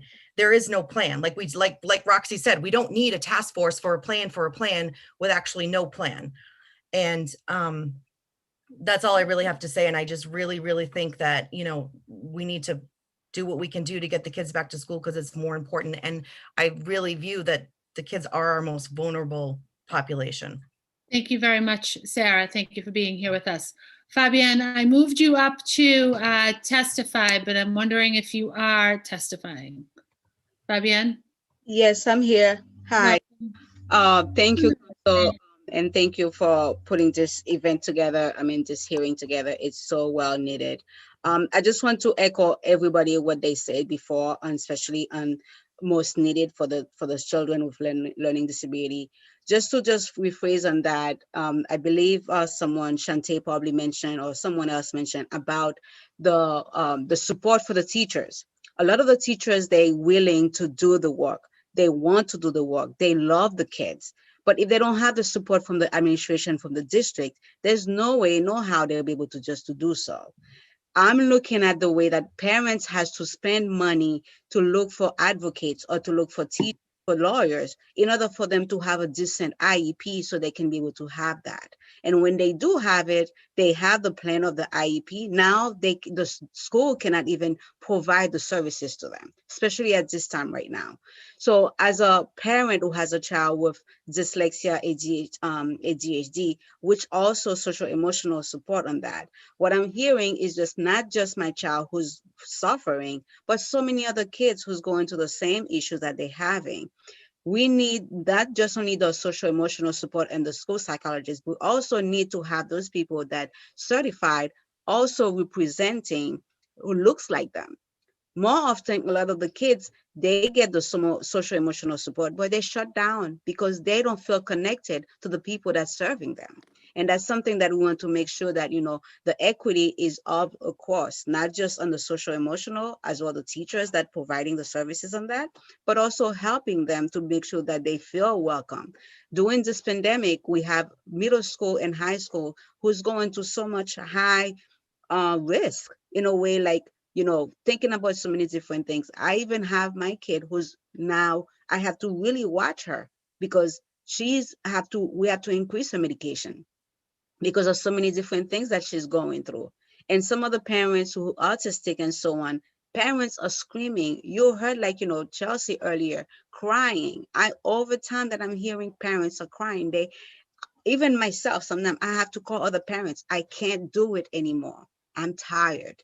If I'm tired, other parents are tired. Who's watching over us, especially in this time during pandemic? So I am urging, if the councils, the mayor, and everybody else on this call, how they can urge to just put a plan together so parents can be able to say, okay, they're looking something forward for the spring. Because at this time right now, we don't have a plan to see how we're gonna get those kids back. We don't have a plan. Does the teachers have equipped, or they have the support they need when the kids go back? Do they have a plan to have a social emotional that the council is asking for every single school? We have 125 schools in the district, about 56 that has a full-time. What happened to the rest of it? Even though you have one full-time, you have over 600, 300 students, that person cannot be able to do it. And I've been advocate, it's not just kids who has an IEP should be able to have a social emotional. It's every single student. Because on this time right now, this is not the time to say, okay, who has ADHD, who has a social emotional support, who needs it? It's not about you picking. Everybody should be able to have some kind of a support, especially on the racial equity that we have, the housing situation that we have. We don't know where the parents are coming from. Homeless and insecurity, that's another issues that we have to look for. So I really want to urge, what is the plan that we are looking for? What other ways that we can be able to just come in? We don't want to have all this meeting, but we need action. That's what parents are looking for. And I want to say thank you to everyone in this call. Thank you, Fabienne. And anyone else in the attendee list, please raise your blue hand if you would like to testify. Otherwise, we are going to go to our videos. We've got 3 video testimonies that are queued up. So Carrie, we can feed those in and then we'll wrap up our meeting. Good evening. My name is Allie Bledsoe, and I'm a paraprofessional at the Henry Higginson Inclusion School in Roxbury. Previously, I worked at the Henderson School in Dorchester, and my 4 grown children are graduates of the Boston Public Schools. I'm here to talk to you about the ongoing inequity in the inclusion programs in the Boston Public Schools. Last week, Ibrahim Kendi spoke to the school committee, and he said, "The children who have the least in their homes often have the least in their schools, an ongoing crime that you have the ability to change." In my 20+ years in the Boston Public Schools, I've seen the same inequities in our inclusion programs. Black and brown children, and particularly boys, are more than twice as likely to be in sub-separate classrooms. The recent uptick in ABA strands is an example of this. At our school, we've been given an ABA program that we didn't ask for. We're an inclusion school. I've been in IEP meetings where parents of Black children are told that their children won't thrive in inclusion settings, and that even if they did, they have no chance of going to better resourced schools. At the same time, I see parents who are more affluent hiring lawyers and advocates to get their children into the schools that they want. These are often schools with a two-teacher model instead of a teacher-para model, which is the model in the school that I work in. Please take this time during the pandemic to look at the resources in our inclusion classrooms. Don't do what we've done during COVID, which is assume that we'll deal with this later. Our inclusion programs need to be the best they can be for every child in the city of Boston, not just for children whose parents have the means to demand it. Thank you.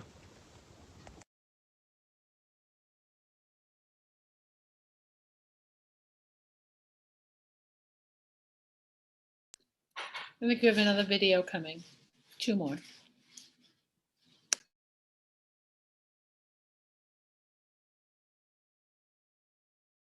My name is Ernzi Noel, and I am a teacher for Boston Public Schools.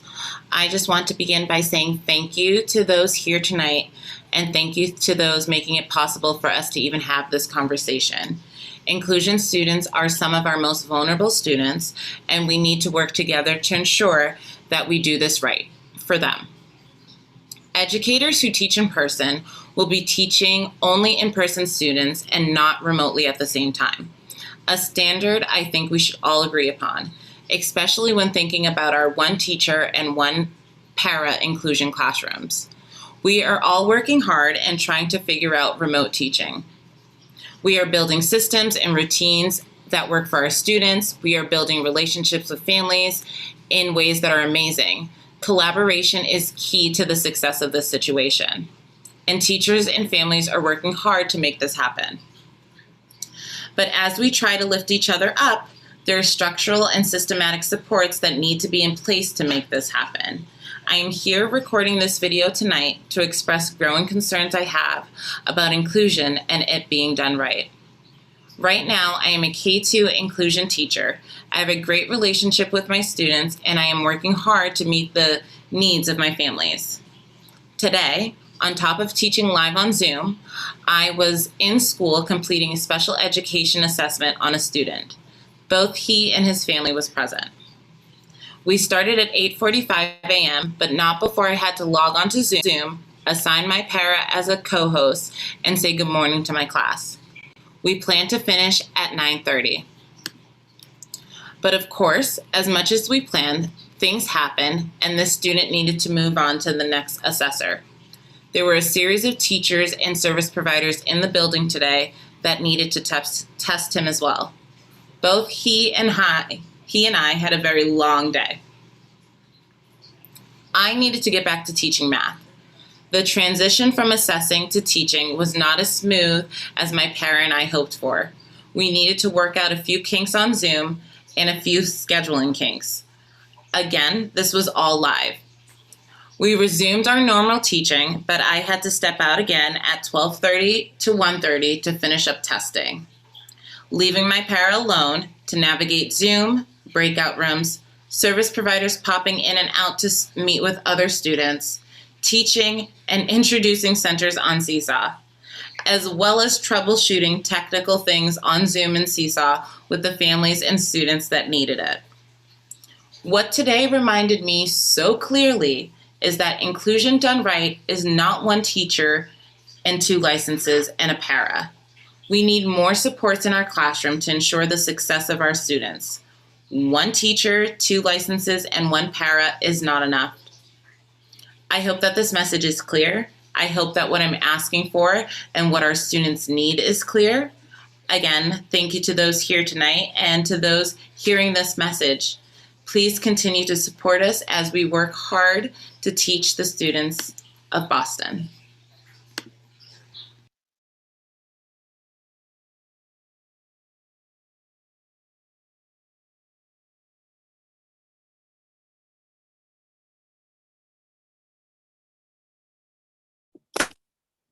We have one more video.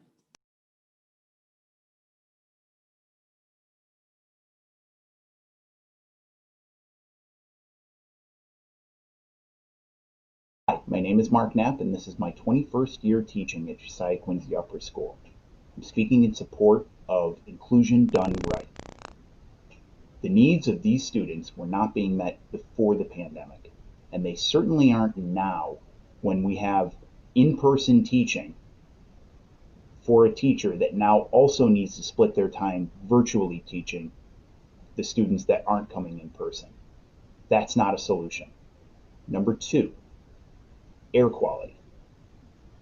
In order for students and teachers to feel safe in-person teaching, we need to make sure that air quality is safe.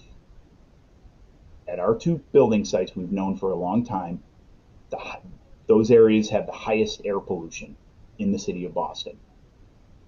So asking us to open up windows and turn on fans to blow in fresh air is also not a solution. We need classroom air purifiers that move enough air and move enough clean air using M13 filters that ensures that everybody in that classroom is safe. These are challenging times, but I know that Boston Public Schools can do better. Thank you very much.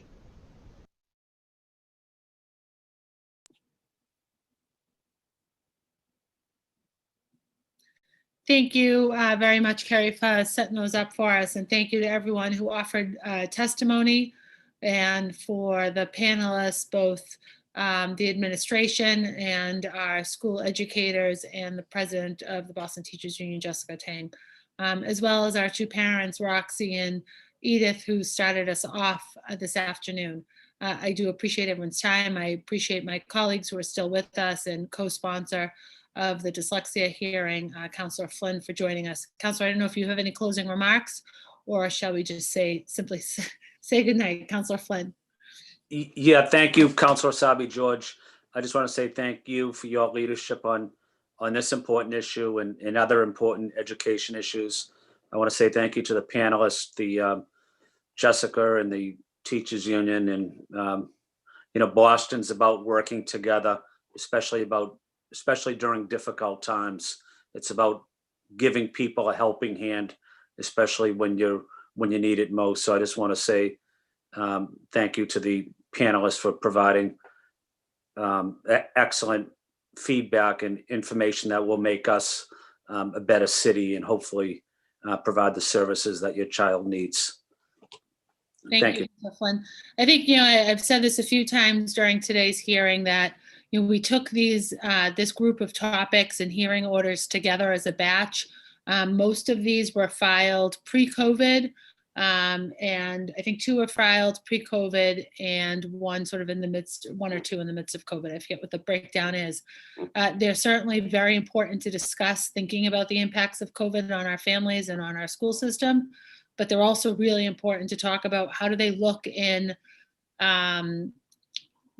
more normal situation. When I think about how inclusion done right should look like, both remotely, hybrid, and then sort of, when we do return to whatever that new normal looks like. So my recommendation, and as chair, what I think I'll do next is lead maybe some smaller working group sessions, breaking down those 4 different subject areas. But I think recognizing that mental health certainly touches all of those areas at the same time, and mental health right now is perhaps the most significant component of what we need to be doing for our students and their families today. So a lot more work to come, a lot more conversation to come, and sort of in this series around our education hearings, especially around reopening our schools. In a couple of weeks, we've got planned a hearing specific to the facilities currently, and I think we'll probably have a little conversation. A part of that conversation will include facilities going forward, because we do have Build BPS underway. And I think some of you I'll see at that Monday meeting. Councillor Sabi George? Yes. Hey, I just wanted to thank you guys. You're welcome. Sorry about that. No, it's Councilor Campbell. I just wanted to thank you guys. I intentionally waited to listen to the public testimony, and it was painful at moments. But thank you and Councilor Flynn for creating this space. It was critically important, particularly in this moment in time, to have this conversation with respect to our special needs students and what we have to do. So thank you. And again, thank you to all the parents who stayed on to testify. And of course, looking forward to getting action done and working in partnership with you. So thank you, guys. Thank you about that. Sorry, I missed you. You moved on my screen. All right, very good, everybody. No problem. Thank you. We'll see everybody soon, I'm sure. Have a good night. Be good. Good night, you guys. Good night. Night.